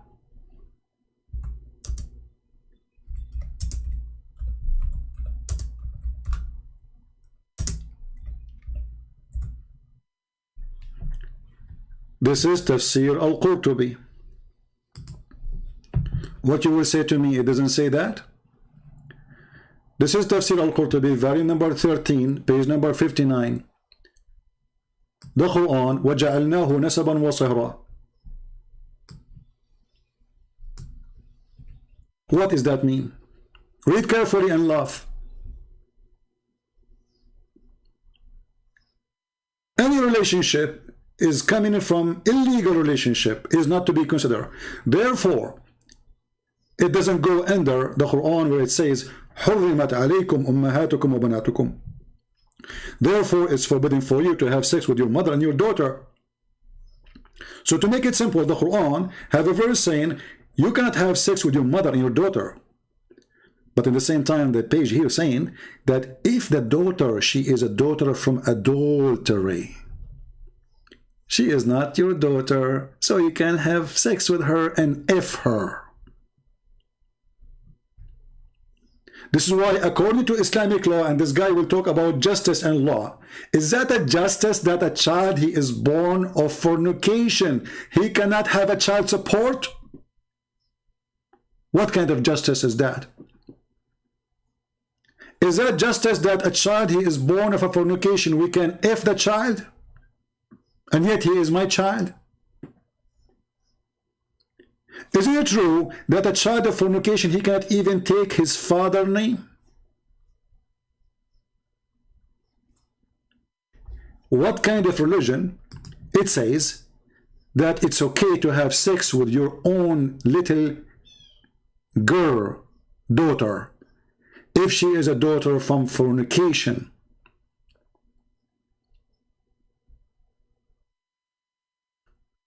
When your scholar says that Allah, he made relationship by lineage, which means by marriage, by Sharia Law, and according to the most accurate opinion in Islam, that Allah, he made for sure a human being by mixing the water between male and female, according to the Sharia Law, which means mut'ah, or sex contract, as Muslims they call it marriage. But if it was from sin, then this is coming from something forbidden or forbid for a Muslim to do, supposedly. Therefore, it's not what is coming from something is forbidden, is not forbidden for you to do with it, which means the daughter, she is not your daughter. So because of that, your daughter and the mother of your daughter, which means the woman you are fornicating with, and the daughter which you have fornication with her, from that fornication, this daughter is not forbidden for you to have adultery with her, because she is not considered as your child. And this is according to the most accurate view of the religion of Islam. So when this edict, he says, Jesus will Jesus condemn Muhammad teaching? And here, by the way, I want to ask you, as long as you mentioned that, how come your God Allah and your Prophet never mentioned that Jesus, he did not bring any law? Can you show me where in the Quran it says so?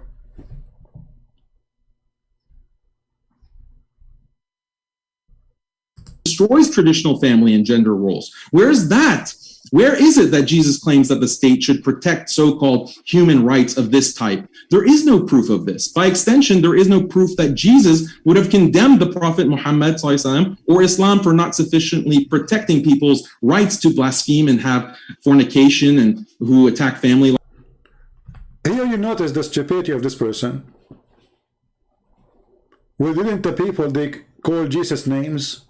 Did he kill them? Jesus in the cross, when the Jews, they will blaspheme him, making fun of him, crucifying him, what his response was? Father, forgive them, they do not know what they are doing.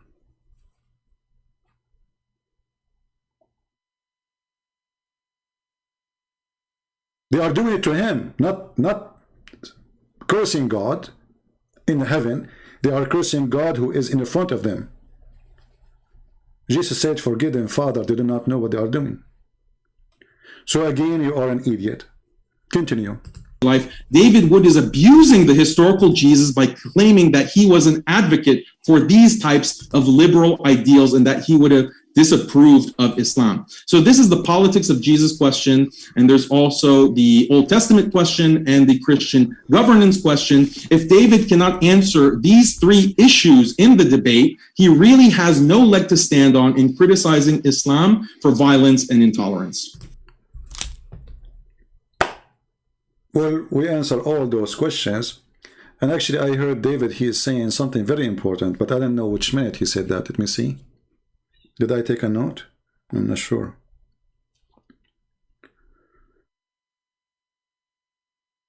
Let us see.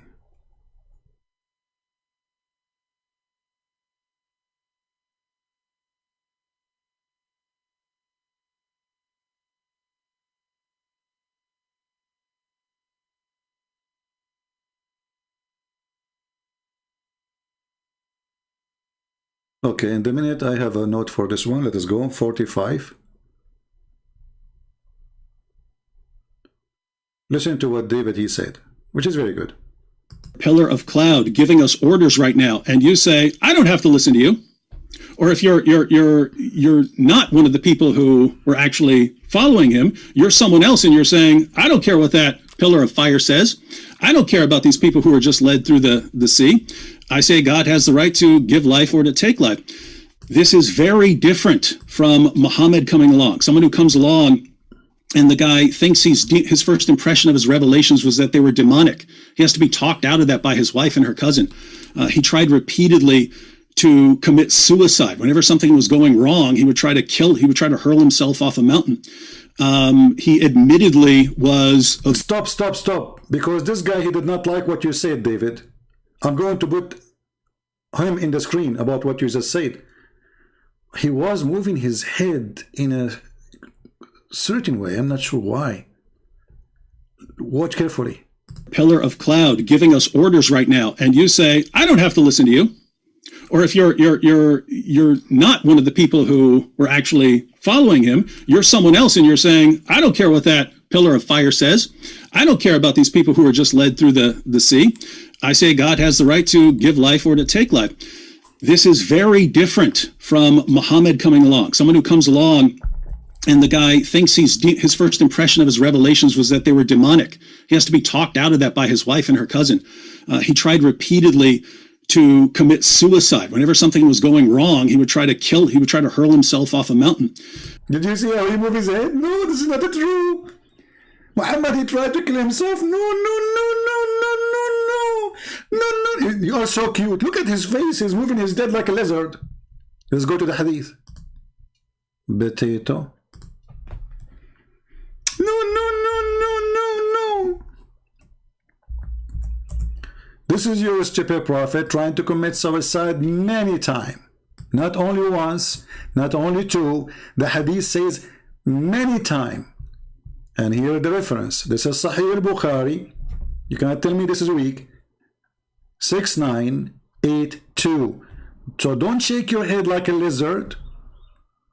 It says here that we heard that he intended several times to throw himself from the top of the high mountain, and every time he went up to the mountain in order to throw himself down, Jibreel would appear before him and say, Oh Habibi Muhammad, indeed you are a messenger of Allah. So obviously your prophet himself, he don't believe he's a prophet, because when he hear that, he calm down, he go home. Which means the reason for him to go and try to commit suicide, that he himself is the last one to believe he is a prophet. And look how stupid Muhammad is. He needed the angels to keep coming to him. It's like a spoiled boy.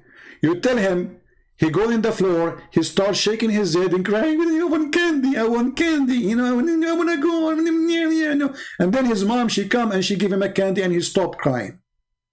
This is your prophet. Each time he want to commit suicide, each time, how many times? The angel appear for him, and the funny is that the angel, he wait until Muhammad climbed the mountain. Look like the angel, he like to see Muhammad hiking. I mean, why the angel don't appear to him when the guy is leaving the house? Why he wait until the guy in the top of the mountain, and now he is negotiating with him? Secondly, isn't it your prophet, he says that the one who kill himself, he will end in hell? So why he's trying to kill himself? Isn't it obvious that your prophet is a monkey? His brain is a brain of a coconut? He think he's a coconut. He climbed the tree, he wanna jump. Jibril, he come to him, hey coconut, don't jump. Truly, truly, you are not a coconut.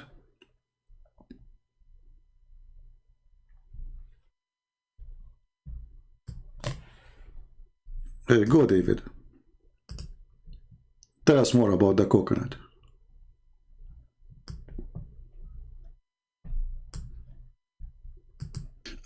He admittedly was a victim of black magic that gave him delusional thoughts and false belief. He admitted that Satan tricked him into delivering revelations promoting polytheism. I mean, where do you see that in the prophet? Someone delivers a revelation, promotes polytheism, comes back later and says, the devil made me do it. So this is, it's not just, hey, there's not enough good evidence here, or there's not enough miracles. It's, this guy is the least reliable person in history. If I were... This is the best statement. He is the least trustworthy person in history. He's mentally ill. He's a child molester. He's a thief. He's a fornicator. He go to his son's wife and he flirt with her in the house of her husband. They are not divorced. She is under the roof of a husband. He flirt with her, and this is in your book. So when an idiot, he come and say, we have a law. Okay, shouldn't we ask who is the one who provide the law for you? We find that the law is coming from a guy who want to kill himself many times. From a guy, he been squeezed by an angel, and his wife, she discovered this is an angel or not by doing striptease. By a guy, he legalized for him that a Muslim, he can have 4 wives, but he can have unlimited wives. This is a law. It's a law of God, that God, he made a special law for Muhammad, and there's a special law for the Muslims. It's a law that you cannot marry a woman her husband is dead if she is the wife of Muhammad. Special law. Isn't it obvious that this person is mentally ill, creating law to fit with his jealousy? He don't want any man to sleep with his wives. How come he slept with women who they are widowed, but his widowed cannot sleep with women, with men who they are alive? He's dead now. Aisha, she can't get married. Khadija, she have 2 husbands before Muhammad. Muhammad have no problem to sleep with her because she is rich. So how come when his wives became widows, they cannot marry after Muhammad? Is that a law of God? You ask Muslims why a Muslim woman is better for her to marry if her husband died. They would say this is will prevent the fitna, which means temptation. Okay, good. What about the wives of Muhammad? They don't have temptation? Their vagina is closed by wax? Protected by Allah? What is the problem of the wife of Muhammad after his death? She marries someone else. So Muhammad obviously is the last trustworthy. Is it trustworthy to have a person, he go to your house and you are his son, and when you are not there, he flirt with the wife?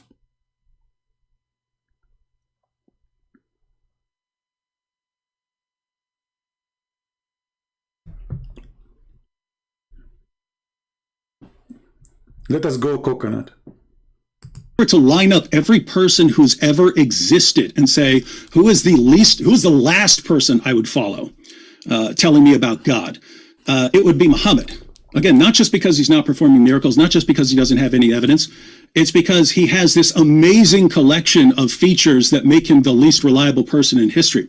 And it's not just the things I've mentioned already. It's other things like him just constantly getting revelations that have no purpose other than justifying than Allah giving him whatever desires he happens to have for that day. And so massive difference between God visibly appearing, giving orders, and you saying not following you, and someone saying I'm not following Muhammad because he's the most. Okay, we'll stop with David, otherwise we will stand forever here. Let us go to this guy. I just took little notes in the video. I moved the video. I don't listen to all of it. So this guy here, let us go in minute number 37 in my note. 37. Let us see what he will say. Were ordered to be killed and slaughtered and destroyed. And the other point that you made is that I'm trying to attack the Old Testament for its violence. That's not my point. Like, you completely misunderstood my point, David. My point is that how are you criticizing Muhammad and the Quran? How are you criticizing us for abiding by this religion when these things are found in the Old Testament? Can you find me where in the Old Testament it says you can go and take the wife of your son? Can you find me in the Old Testament where it says you can fornicate? This is all in your religion. Can you show me in the Old Testament where it says you can rent a woman for 3 days, 3 nights? Can you show me in the Old Testament where it says that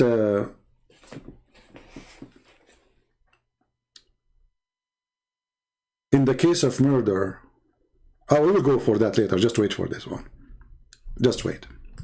And you don't consider Moses to be an evil person. You're the one who is inconsistent. I don't have a problem with the slavery that will have been practiced according to Mosaic law. I don't have a problem with many of these instances of violence and intolerance. The people who have a problem with it are atheists and liberals, the kinds of people that you are sometimes, fraternizing with on your YouTube channel. They're the ones who will criticize the Old Testament for those kinds of acts of violence and intolerance. I'm not saying that everything that's in the Old Testament is exactly true, because as Muslims we believe in tahrif, basically, that the older revelations have been modified and distorted and corrupted. And by the way, this is the view that is corroborated by Western scholarship.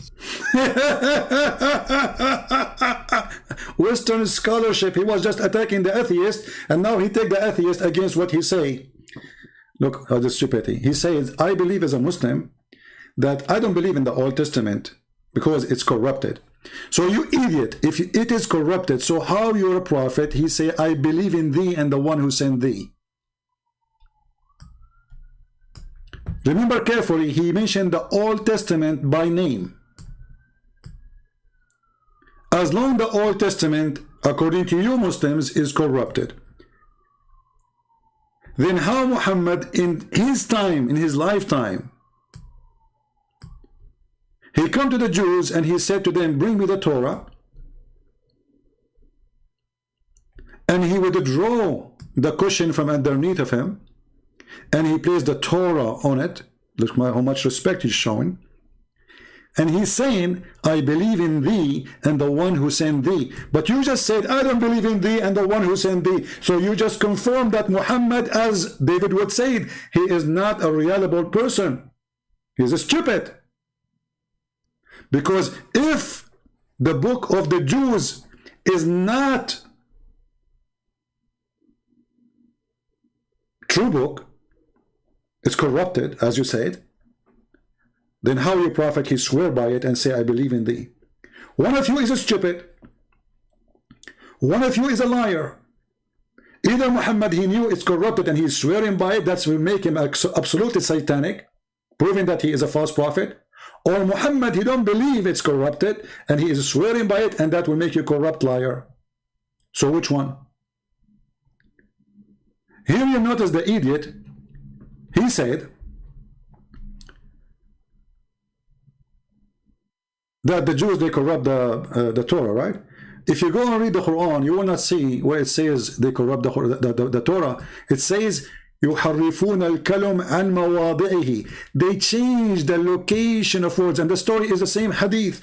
A Jewish guy, he put his finger over the word stoning to death. He did not take the word. He placed his finger over it.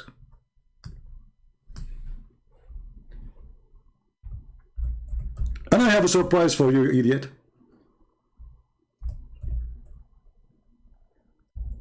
Your God Allah, he said to Muhammad, why they are asking you to be judge between them and they have the Torah?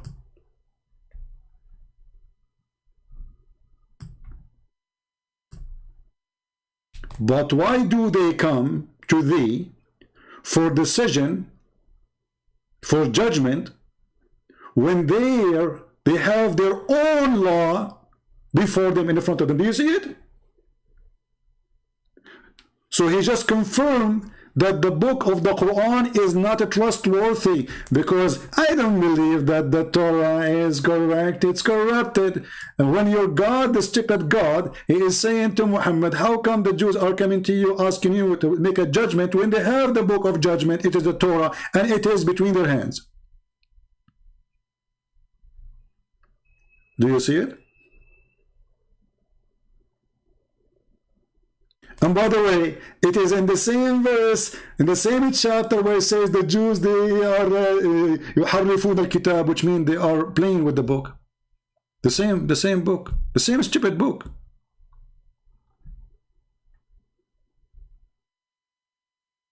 Read it.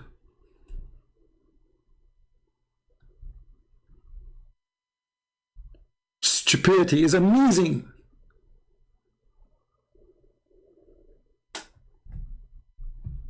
I mean, I cannot find Abdul, he have a little IQ to speak about. And actually, this, if we can call it a debate, this is a wonderful debate, because you just got your prophet busted. What more we want? The Quran confirmed the book between our hands.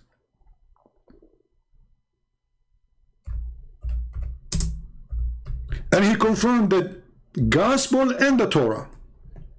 But this Abdul, he don't agree with the Quran. Is that your book?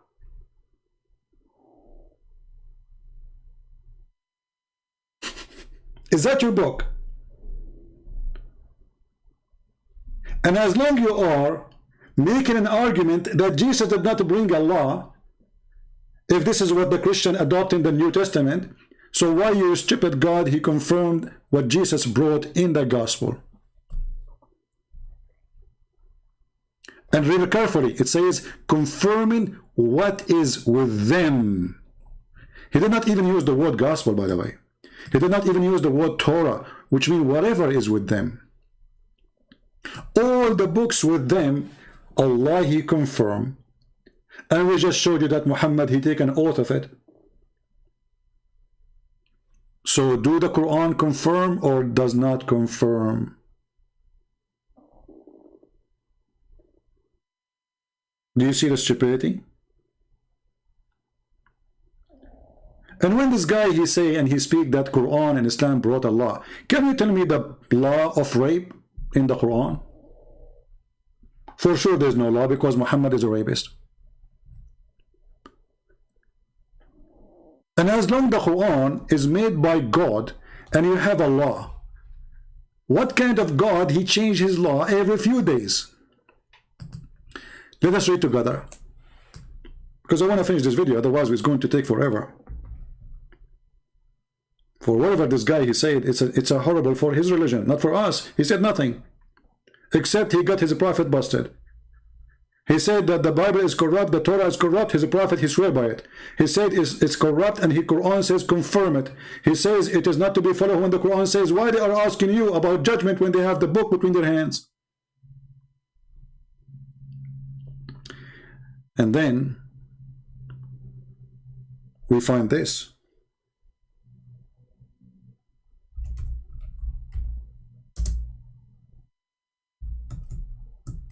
What a comedy.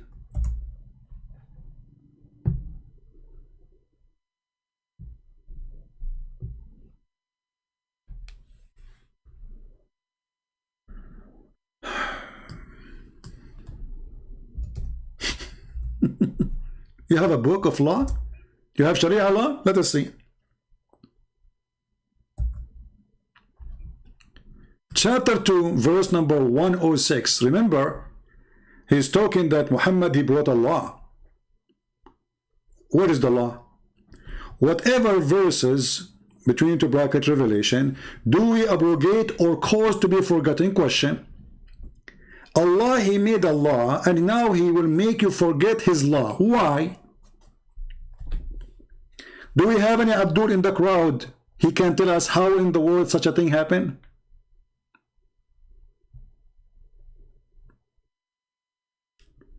First of all, he just said that the Bible is corrupt, but based on this verse, the Quran is corrupt too. Because based on this verse, there is somebody, he make us to forget the law of God. Based on this verse, the one who calls us to forget is Allah. But this doesn't mean that Allah is a stupid mental psycho. He make a law, and then he wants us to forget the law he made. As an example, Allah, he made a law that women, she can give her breast to a stranger. The Muslim, they claim that a goat ate the Quran and she ate with it the stoning to death and the breastfeeding for adult.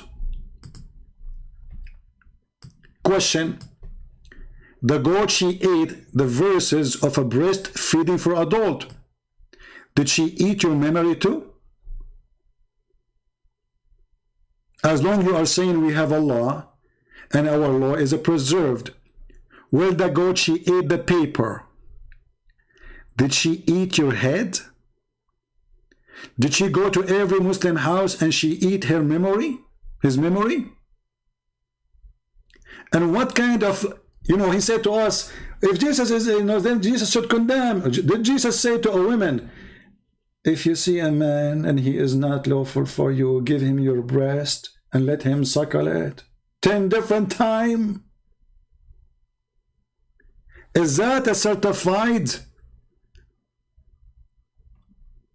honorable teaching, or this is a perverted man making fun of his followers?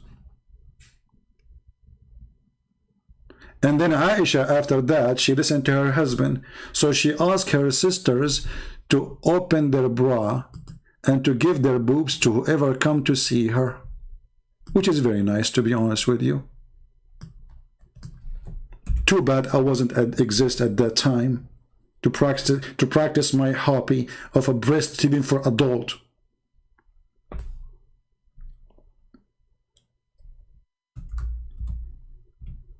Is that a law of God? A woman, she give her boobs to a stranger? You will say, oh, this is only was a license for one. Your God, he made a license only for one woman, and it is a breastfeeding for adult? 10 times? He, by the way, why 10 times? What about 5 times? What about 2 times? I mean, do you think like 1 time will not do it? Like what will happen if we do, 10 times, 10 times? What about if it's 9.5? So now anyone when I come to Aisha, he have to go to her sisters and he have to suckle the sister of Aisha boobs 10 times. So when Abdul, he come to us and he say we have a prophet, he have Allah, he has God, and how he can criticize us. We go, we see how Jesus, he stand against all this garbage. What is this? Breastfeeding for adult, it's a revelation from God.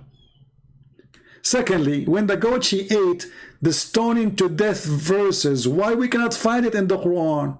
Is that something Muhammad, he took from the Jews, and we just showed you the verse where Muhammad, or the hadith, where Muhammad, he took the Torah and he swear by it?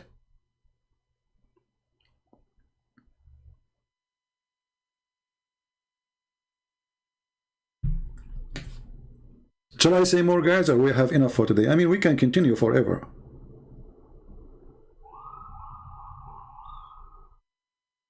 You know what I mean? We can continue forever with the stupidity of those people.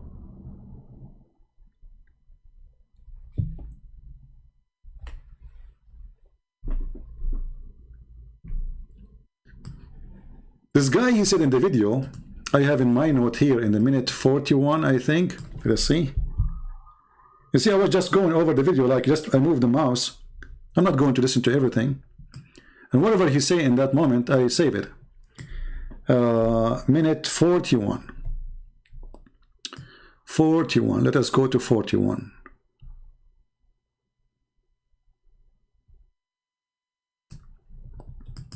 and we believe in the Torah, we believe in the revelation of the past prophets. They've just been corrupted and distorted. But and we got your prophet busted because he swear by it and the Quran confirming it and say we believe in what is between our hands. So you are stupid again. Continue. I don't have a fundamental problem with the violence there. So I think you've misunderstood my entire argument. You got it. We'll kick it over to Also, David. wait, I have 30 seconds. Can I just say one No. He just remembers something. He just remembers something. Listen carefully. more thing? Sure. Sorry. So also, you cited a lot of Augustine. You cited a lot of different Christian authors. I don't think that's really relevant because I can also cite many Christian authors who said very intolerant things, and Christian emperors, Theodosius, who was very intolerant. You see here the stupidity is, I can recite Christian who say intolerant things. We are talking about God teaching. We are talking about Jesus teaching. And you are talking, you can, okay, Christian Prince, he says something. What does this have to do with Christ? Look what he will say now. Tolerant with his policies. You have to go back to the original sources because that's how you criticize Islam. You look at the Prophet, peace be upon him. So when you're justifying just war theory and so forth, place it in Jesus's actual teachings. Thank you very much. We place it in Jesus' actual teaching and we place it in Muhammad's actual teaching.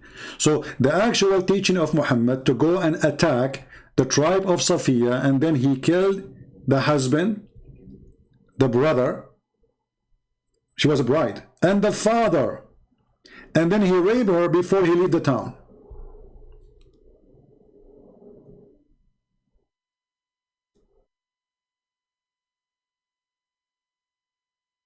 We go to the original sources and we find that Muhammad is a child molester.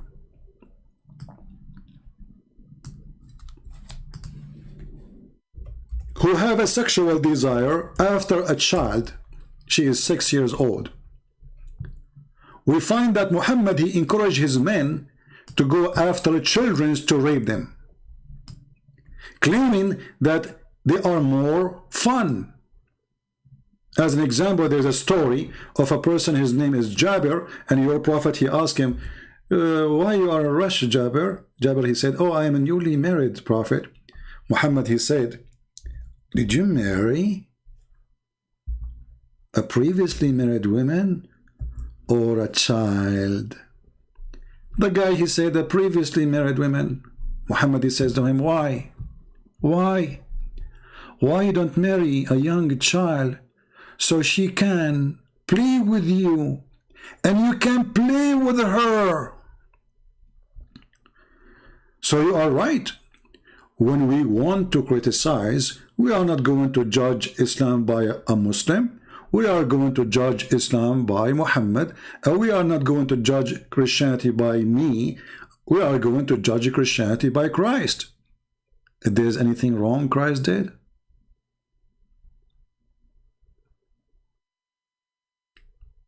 when the man, he answered his prophet, he said to him, well, I dislike to marry a child like the orphan I have in my house.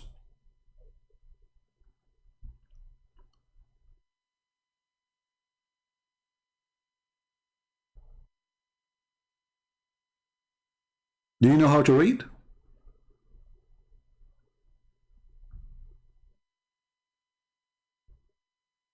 Read carefully what the man, he responded to the perverted Prophet Muhammad.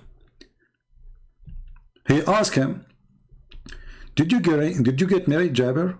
He replied, yes. He asked, is she a virgin or a matron? What kind of a question this question is? Here you see how low this man is. Why you are asking about the status of the vagina of the wife? Because all the question here is not about who is she. He's not asking who is the woman. He's not asking him, is she good? You like her? He's asking how her vagina now. Is she a virgin?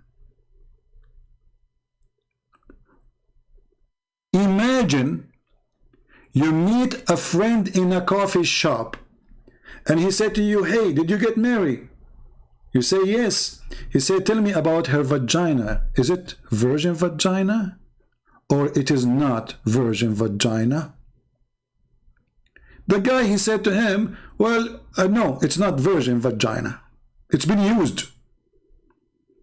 I replied, oh, she have a unvirgin vagina? He said, why? Why don't marry a virgin girl? This is the Muslim translation, by the way. So that you might play with her and she play with you. Like a stupid idiot. What the vagina, which is virgin, have to do with the playing now? Do you see how we get them busted with the translation?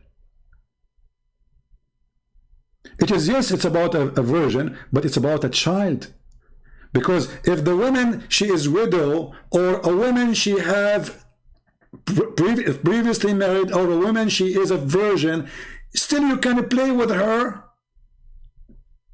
So what the problem? So do you think if the woman she have a previously used vagina, you cannot play with her? Like that's it? When the women, they lose their virginity, they don't play?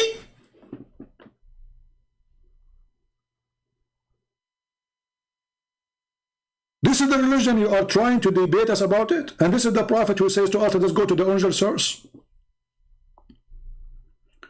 What playing with her have to do with her having a used vagina or unused vagina? Continue, you will understand. This is not about virgin. This is about a child. And then, between two brackets, look, the Muslim trying to make you more understand, brother. Or you might make her laugh, or she make you laugh. Look how cute. You are so cute, bride. You are 5 years old and lovely. What a perverted man. He want him to marry a child, so she will make you laugh, brother. And you will make her laugh. I mean, do you see the romantic relationship now? And then I said, my father died, leaving 7 or 9 girls, orphans. Look, the word orphans. And I did not like to bring a young girl like them. So what that confirm? Muhammad is asking his follower to have a child in his bed. I did not like to bring what? A girl. And this is not my translation. Take a note. A young girl like them. Who? The orphan. So when we call a person an orphan, that means is not able to support himself. He is little child. This is what orphan mean. So I did not like to bring a child like them. I married a woman who can look after them. Do you see it? So don't criticize, criticize by the original sources. Well, this is the original sources. And this is Sahih al-Bukhari. Because I know you will say, you will touch your nose, and then you touch your ass, and then you scratch yourself, and then you take a booger, and then you put it in your mouth, and then you say, I heard nothing. No, you heard it. This is al-Bukhari.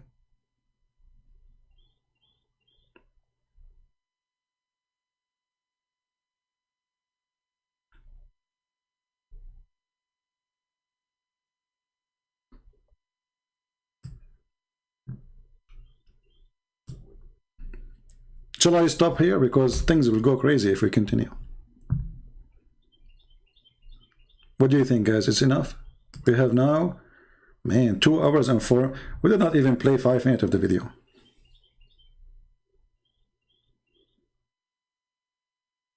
It doesn't say Jabir, it says Jabir. You're an idiot. Guys, I do not know Arabic. I mean, so why my English is funny? So what is my language? It doesn't say Zabir, it says Jabir. Idiot. Abdul, all those Fatha and Kasra, you added them later, and we will make a video soon about it, so everybody will laugh at the Quran. Just wait. I have a surprise for you. Big surprise. All you Muslims, you will shave your mustache, and you will move the mustache to different location in your body. Just wait for the coming video. Because yesterday somebody made a request, and I promised him to do it. And we will talk about what you are saying.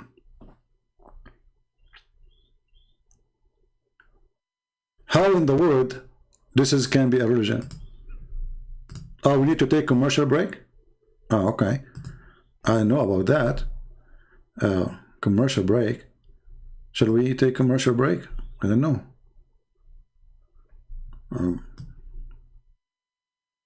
Let me ask the director, you mad? You mad? Is it a time for commercial break? You know, because you know, he is the director. He is in charge of the commercial. You know, what do you want to say to us? Whatever debate you want. Commercial break. Hello, Habibis. If you would like to support Christian Prince, please go to Patreon and show your support. www.patreon.com/Christian Prince. We thank you all for your kindly support and enjoy the video. Patreon.com, but it's the funny when they say but Patreon. This guy's good.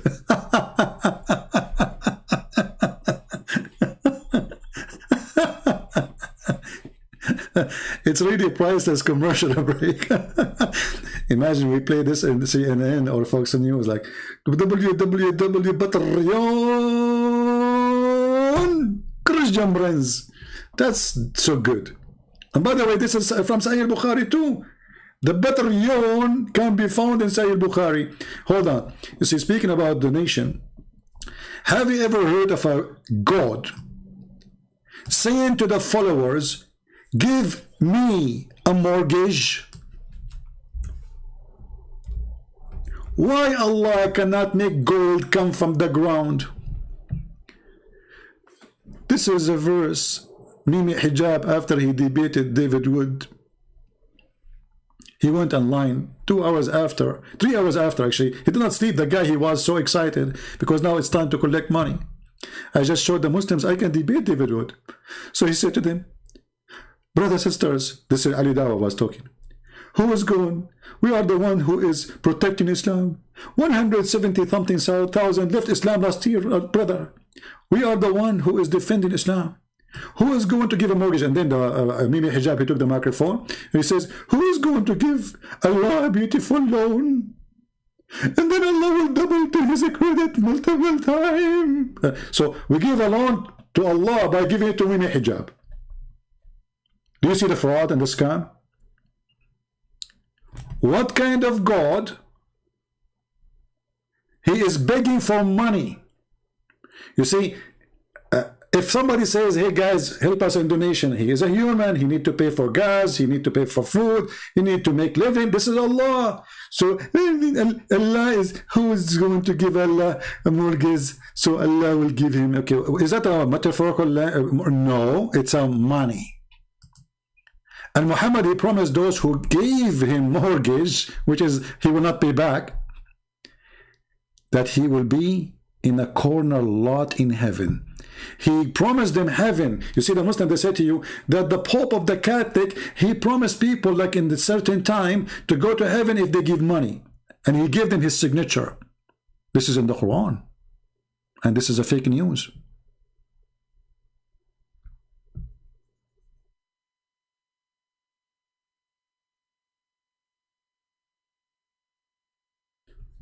In chapter 5, verse 12, it says that the one who gave Muhammad money, Allah will erase his sin.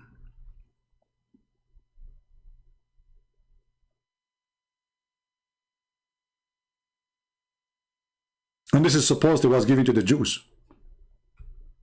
So according to Islam, the one, erasing sin started with the Jews. If you pay money, Allah erase your sin.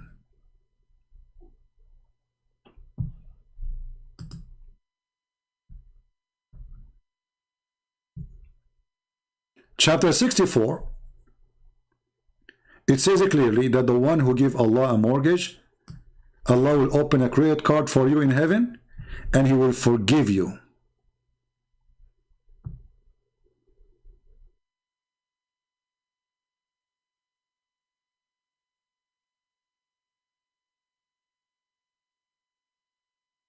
Well, my friend, I did not hear the whole I don't call this dude. Those are kids. I did not hear the whole thing. I go over the video. I move the mouse. I have no time. I was sitting, doing some more work translating the Quran. So I said, let me see what happened yesterday. And I was moving the video, and I stopped here, and I skipped most of the talk. David Wood. Actually, I stopped only twice with David Wood talking. But anyway, here you see how silly, how stupid this religion, and how silly their argument is. In the same time, David Wood, he asked him, how come Muhammad, he don't have a miracle? I don't know if he answered. Did he answer that? As I said, I did not watch the whole video. David Wood, he said to him, how come Muhammad, he don't have any miracle to prove that he is a messenger of God? I'm not sure if he answered that ever. If you go in the Quran, you will find that it's chapter 13, and this is the end of the Quran. Chapter 13, by the way, somebody might say, well, it says chapter 13, so how this is in the end of the Quran? My friend, Muslims agree that the Quran they have today is not according to revelation. And this is one of the funny things about that the Quran says those who change location of verses or words, they are corrupting the book. But that's what the Muslims do. So in chapter 13, which I think is a chapter 96 in the original according to Revelation. You can go to according to Revelation and you can confirm the number if I'm wrong. I think it's 96. So chapter 13 in the Quran, which is today Quran, chapter 13, it is not 13. In verse number 7, which means at the end of Islam, Muhammad is almost dead. People are still saying to him, how come you don't have any miracles?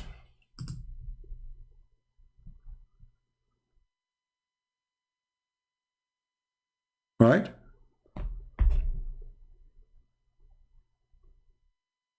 Do you see it? So Muhammad now, he spent all his life claiming to be a messenger. And yet Muhammad, he have zero miracle.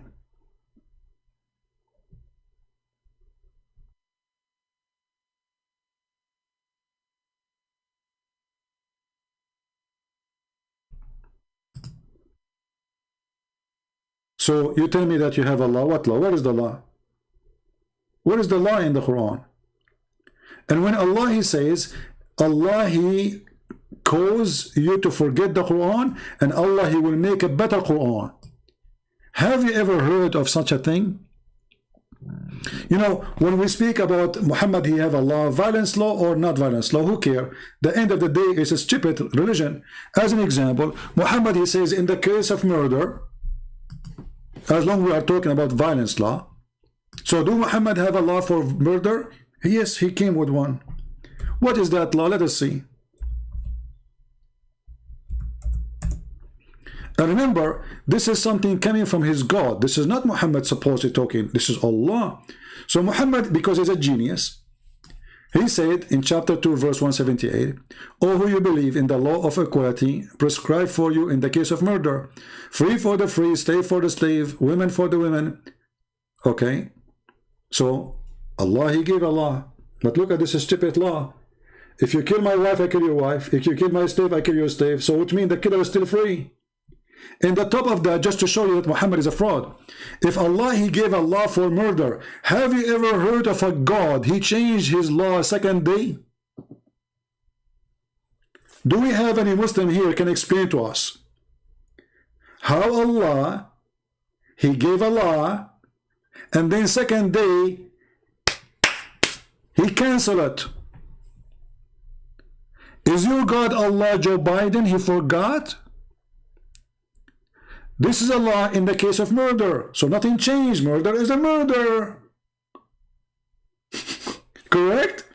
If you ask any Muslim, he will say, this verse is abrogated. Like, why you want to abrogate the verse? It is in the case of murder. What happened?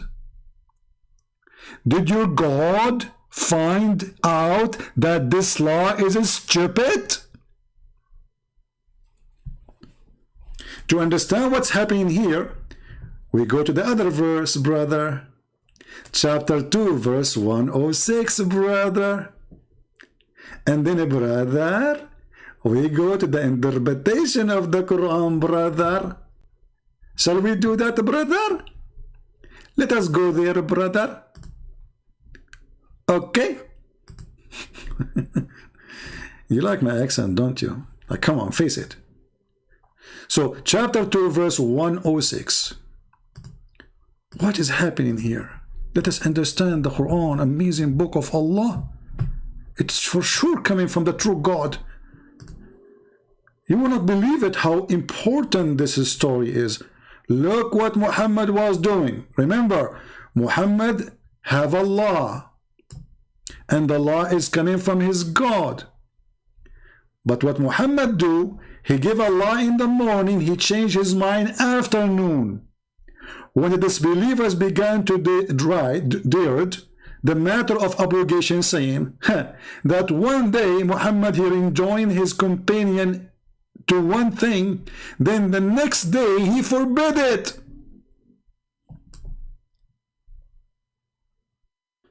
Isn't this is a clear proof that Muhammad is mentally ill? Imagine God is making a law. Is that you, CP? No, I don't know. I need to call a friend. Can I call a friend? Is that you, CP? No, it's not me. Is it that connect? But the guy is asking, are you CP? Brother, sister, some people they are confused about me. Some people they think I'm CP. In fact, I'm not CP. I'm Dr. Zakir Naik. And I will move with you. I have a beard, I'm trying to grow. I'm with the manure. What do you mean? Is that the UCP? Anyway, so listen carefully. There's a God, his name is Allah. Let me draw this one. This one needs to be drawn. It's hard to some people to understand. So I need to use some art, some artistic. It's time for art, brothers and sisters. So you can able to digest the logic of Islam, brother. It's very hard to digest such a teaching. So there is a God. His name is Allah. He lives in the blue sky. Allah is not blue, but he lives in the blue sky, okay? In the top of the blue sky. This is the blue sky, okay? And Allah is there. I want to draw him in white, but the background is white, so you will not be able to see Allah. So excuse me, Allah, I have to color you. I will use a color you like. Usually it's pink, but I don't have it. So this is Allah, brother. And he is sitting in the top of his chair, as the Quran says. And the chair is carried by 8 angels. Each one of them have 4 faces. A face of an eagle, a face of a lion, a face of whatever face. And then, brother, Allah, he sent Quran. The Quran come from under the throne, by the way, because Allah doing poo-poo. So Allah sending law. This is the law of Allah is coming down. Muhammad is here. Muhammad, he got the law. Muhammad, after he got the law, he kicked the law with his foot. He have 2 foot, Muhammad. This is the first law. He cook it and he throw it at the Jews. The Jews are here. And this is the Prophet Muhammad Salah. So the Prophet, he kick the first law, goal. Okay. Now the Prophet, he kicked the law of Allah and he put it and he made goal. But the Prophet later, he said to himself, you know what, this goal was not my goal. So the Prophet, he bring the same law and he kick it in the other direction, brother. And now it is time to throw it out of the football stadium. Goal! This is how Allah, he abrogate the law second morning. So Allah, he sent the law, and this law, Muhammad, he don't like it. People don't like it. It's a stupid law. So what we do? We send it in the morning, we abrogate it in the second day. Isn't it this is fantastic, Prophet? I mean, the law did not even live to the second day. Do you think Allah, He wrote His law on beef, and Muhammad was afraid that the law will decay? And those people, they are saying to us, we have a prophet. You will give $70 million for my art? My friend, if you don't make it right now, 38 million, I'm going to ask Allah to send Allah in the top of you, kick your ass and send you to wherever, whatever, What 37 million? All this beautiful art for 37, and why 37? What's wrong with you, man? Why you stuck? You have to say, you have to give us a holy number, like 72. 72 millions. What's wrong with people? Appreciate the art. Look at this. I mean, who can do this? Look at it. I drew it for you, Allah and Muhammad and the law and the goal and Muhammad Salah all in one drawing. It take me 2 minutes. Go and ask any artist. It's going to take them years to finish one art. Very easy for me. I'm gifted when it's come to drawing. You can tell, And look at this line. This is the sky. Look at the sky here. Just maybe you did not get attention because maybe your vision is not good. Huh? Look at this sky. Did you see here? There's a first curve. Okay, this is a bend in the sky because Muhammad, mother-in-law, she said there. She's heavy duty. Did you see the second curve? This is where Muhammad himself is sitting. It is less curvy because he is less big. Here you notice it is straight. Why? Because the ass of Allah is flat. And I changed any Muslim to say, I'm making things up, challenge me. How the ass of Allah look like? We go to the hadith. The hadith describe how the ass of Allah look like. May Allah bless his eyes. Ass, sorry.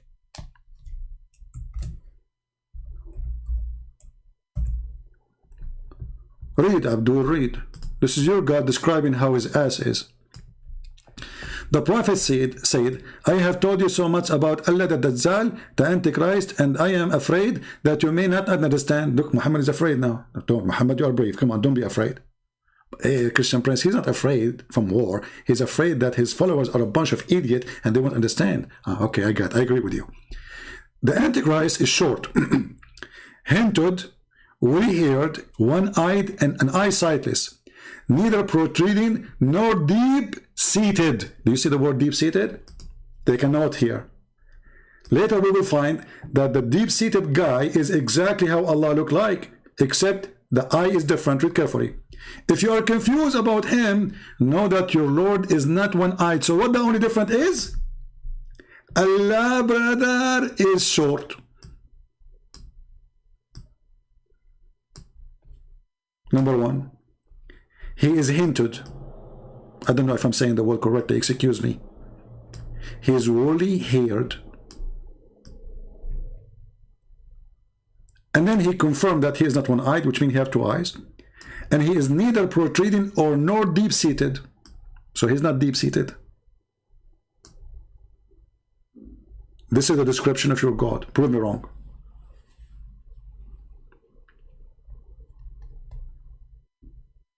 We go back now to the Allah, Prophet, and his God, who he received inspiration from Allah, and he made Allah, and the second day he forbid it.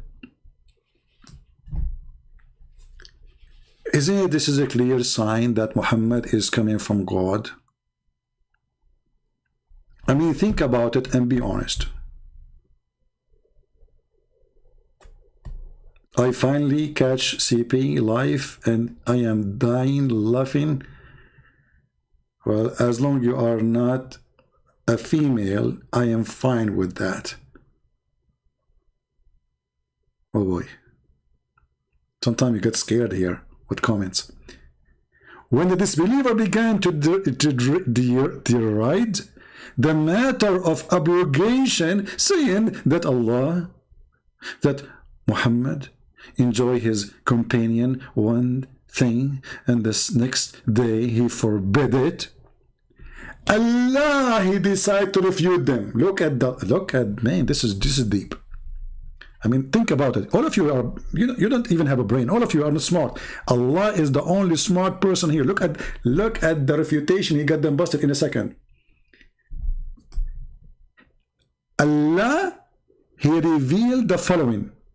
And whatever verse is the conditional particle and has been revealed containing a judgment to abrogate either together or with its recite or not with the only judgment, but it is ritual continues. What the heck is that?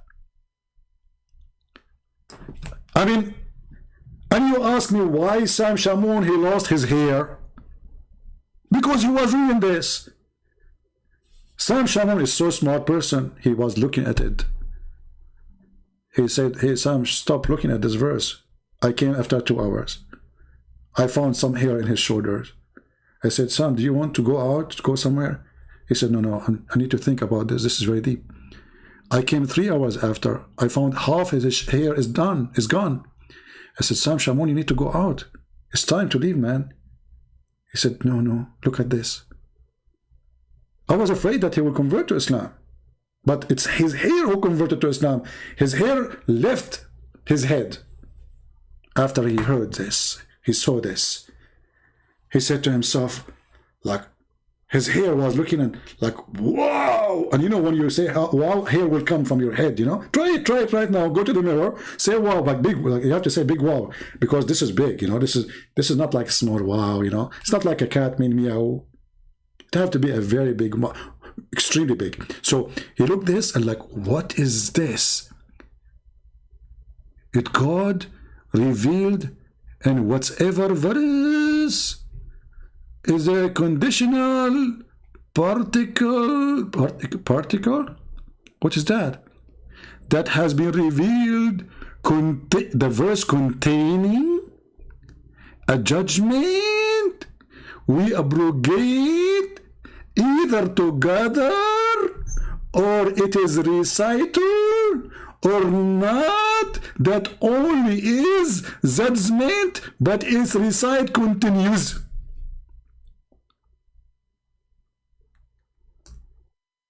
I cannot say more.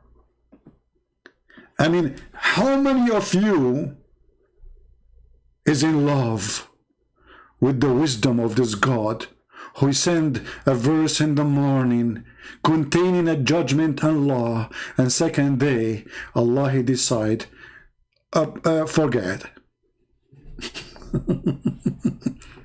And actually, if you go to the verse, it's even more hilarious, because the verse says that Allah is going to compete with Allah and he will make Qur'an better than the Qur'an of Allah, which is previously made by Allah.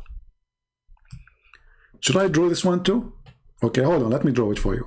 Because here it says, read carefully. We bring a better one or similar.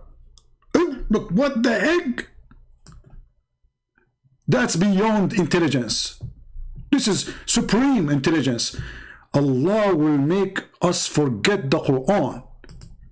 He will cause us to forget the Quran. And the purpose, brother, to bring something better or similar. I will explain to you, because all of you are kuffar and you have no idea how amazing Allah is. Time for art.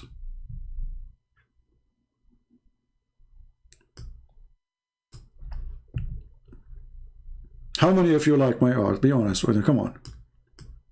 By the way, I was the #1 in my classroom in everything, in mathematics, physics, English. I don't want to mention the English because I was the top in English. So everything. But I forgot to tell you, I was the only student in the classroom, because all the rest of the kids, they run away.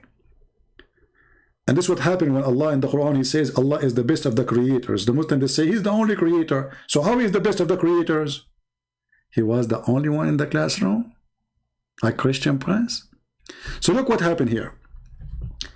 Allah will send Quran. Let us draw again. It's time for art. I'm going to charge you for this. It's not for free. Commercial break. And by the way, somebody says to me, I noticed that not many people are donating. He said, because you are making your videos unblocked. If you make it a block, then people cannot see unless they donate. I said, my friend, you got me wrong. Yes, everybody need support. But I am not here because of the support. I'm here to teach and to reach out to every human being, the poor before the rich. And those who can support us, thank you very much. And those who cannot, thank you very much too. They cannot anyway. So we are not here going to make a video blocked and make it only available for those who have money. We are not doing business here. My service is for free for everybody. So those who donate or they don't, for me, they are equal. However, for sure, those who support, that means they are showing that they mean it and they are truthful. So this is an answer for the one who said. Now we go back to the topic. So Allah, He made Quran. This is the first Quran Allah He made. Look at this art here, look. This is the first Quran, brother.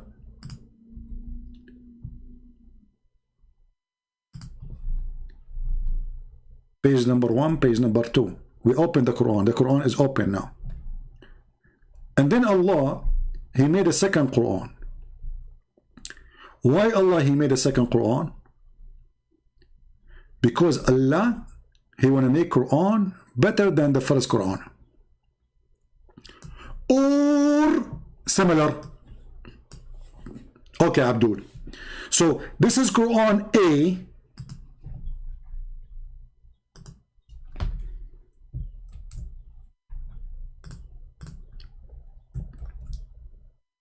Why this thing is not working? I'm typing in Arabic, hold on.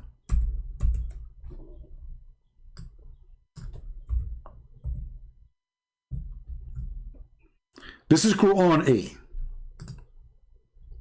And this is Quran B.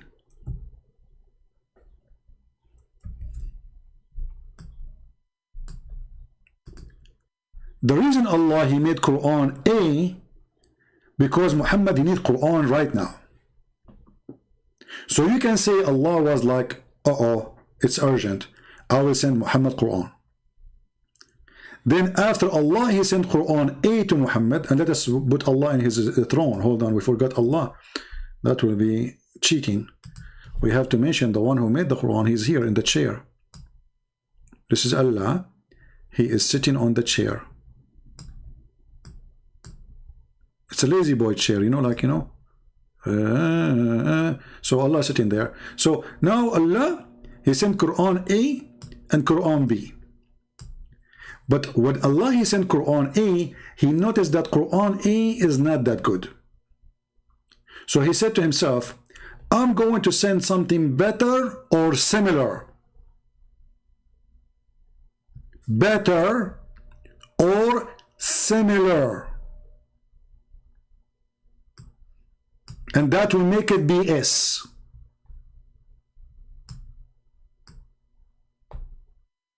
Quran. Think about it. The new BS Quran, better or similar, Allah proving to us that He is going to make Quran, which is BS Quran, better than the previous Quran. Which means Allah, He is not Allah, because Allah Quran should be always perfect. But Allah, He found that His first Quran is better, and is not better. He need to fix it.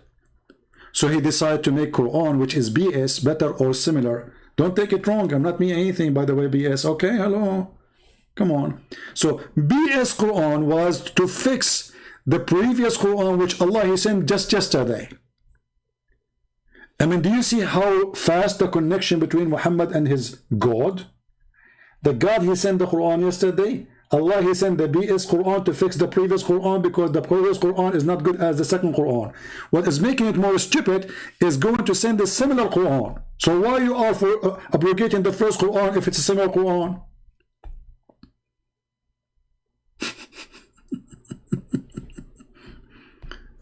I mean, have you ever heard of a stupidity like this? Because if you say similar, then it's the same. So you abrogate the Quran, and you cause us to forget the Quran, and the purpose is to send us the same Quran or similar Quran? Brother,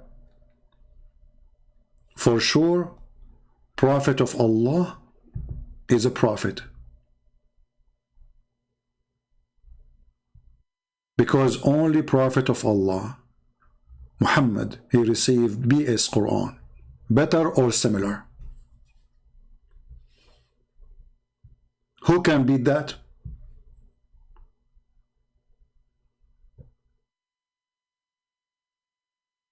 Nobody. We have to be honest here. Yeah, exactly. It takes the angels 1,000 years to deliver a message, to go up 1,000, to go down 2,000 years. So how Muhammad received an order by the morning, and then second day he received different order opposing? Remember, it's not just different order, it is the opposite order, canceling the first one and getting a new one which is opposing the first one. When I say stupidity is amazing, we mean it. And you have to accept it. So I'm going to stand here because this will be endless. I mean, we stop here better than keep going. Otherwise, we will stay here for the coming, 10 hours. Yesterday, I stayed for 4 hours in the same day. I mean, we did not even pass 24 hours. And now we are doing another 2 and 36 minutes. So I better stop here with the BS Quran. And from now on, you know, if you say to a Muslim a BS Quran, he said to you, why you are insulting? Show him the reference. It's your God who said, brother, Allah will make better and similar. This is the BS Quran. Which reference? Chapter 2, verse 106. 10. Hamburger. Muhammad is the one who want to teach us Arabic, but his Arabic is horrible. His book is God. Even his God, he agree that he have sent a horrible book, and he is going to cause. And look at the cheating here. He wants you to forget so you don't remember how stupid it was. I wish I can do that, man, because sometimes we do stupid things to ourselves too. Imagine, like, you know, let us say you are married and you do a stupid thing, whatever thing, and now what your wife, she is angry from you, and now you have a control. You make her forget what you did. Man, that's so good. Especially if your mother-in-law is behind your wife now. You look at them both and you control them. Forget what I said. And you say to your wife, hey honey, did you hear what I said 5 minutes ago? She said, you were not here. You were here? She forgot everything.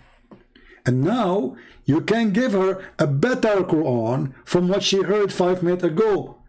And that the new Quran you will give her is the BS.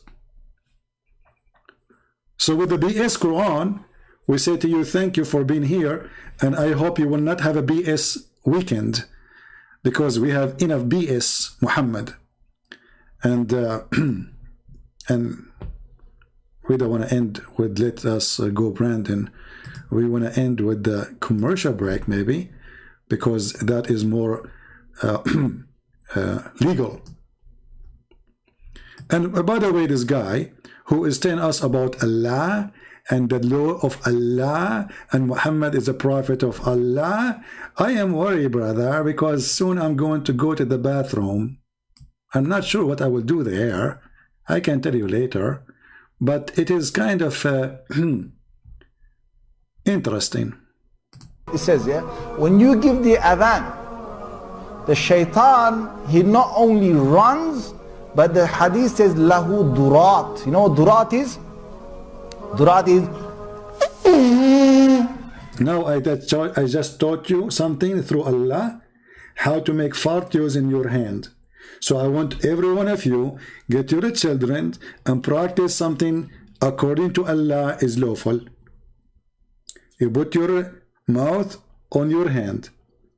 You blow air in your mouth and don't let it go until you have enough air.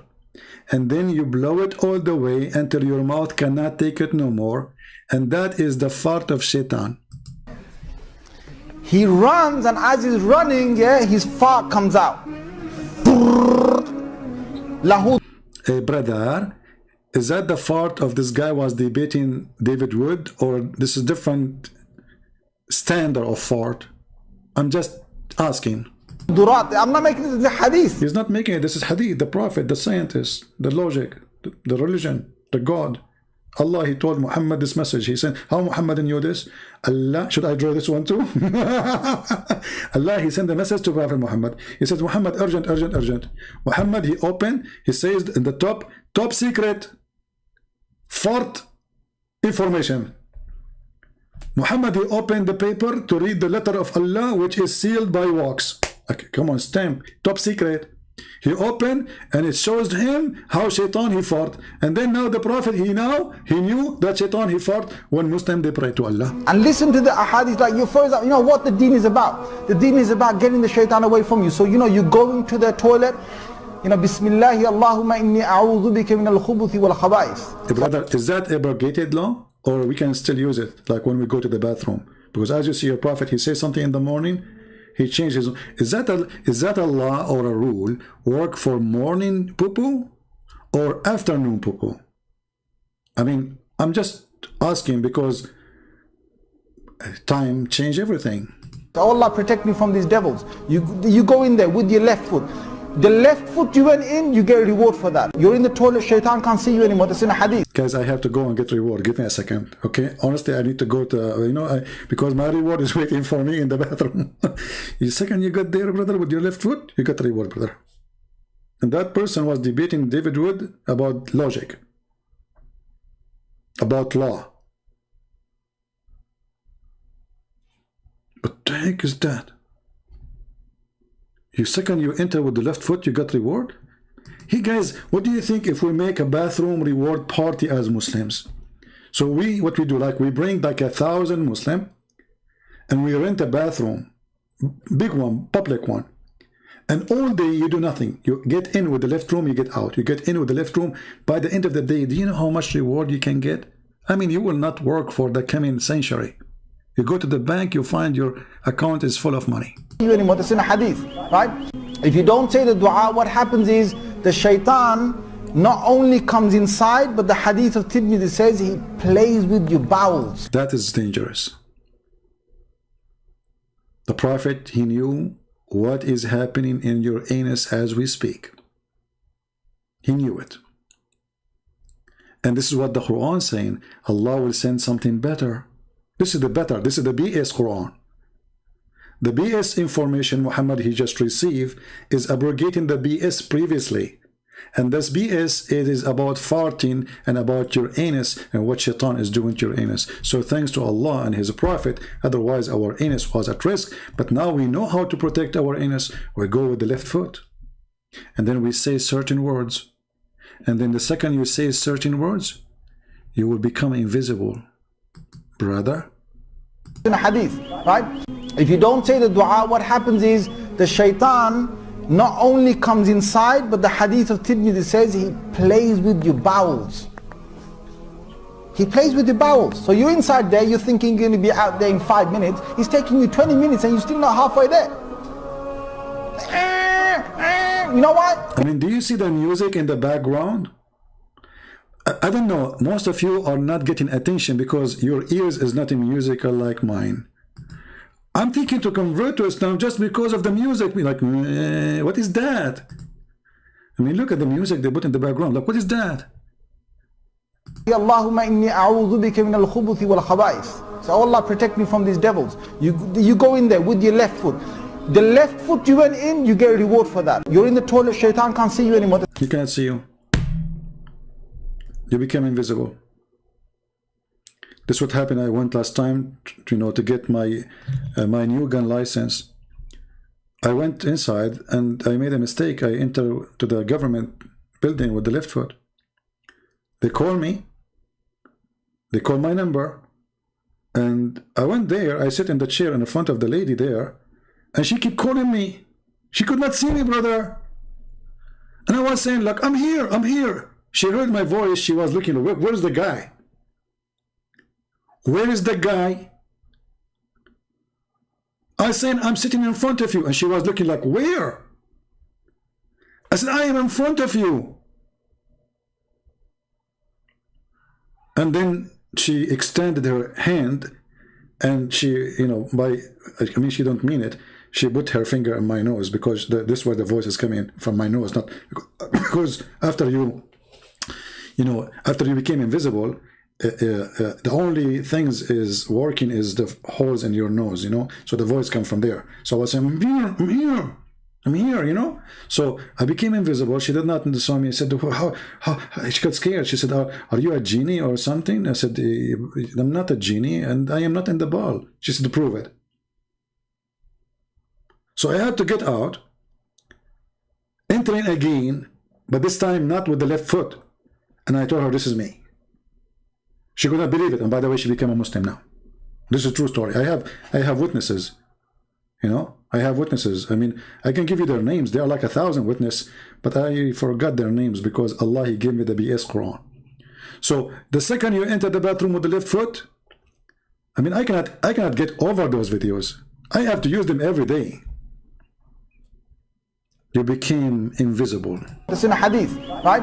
If you don't say the dua, what happens is the shaitan not only comes inside, but the hadith of Tirmidhi says he plays with your bowels. He plays with your bowels. So you're inside there, you're thinking you're going to be out there in 5 minutes. He's taking you 20 minutes and you're still not halfway there. You know why? Because shaitan is going, ooh, la la. See, the hadith told you, the hadith. I mean, the hadith said what we can say. So I think it's better to stop here, because as you see, Islam logic is behind any logic. Muslims are always right. Allah, He make a Quran, and then He abrogate the Quran, and then Allah, He confirm the Bible, and then the Muslim deny the Bible, and then Allah, He says, I confirm what is between their hands, and then the Muslim, they say the Bible is corrupted, and then Muhammad, he grabbed the Torah and he swear by the Torah, and then Abdul, he will say to you the Torah is corrupt, and Muhammad, he is respecting the Torah and taking oath in the Torah because it's corrupt, brother. And it's very confirmed, brother, that everything in the Bible is not true, including the crucifixion, to the point that the Quran witness that the Christian, they saw Jesus on the cross.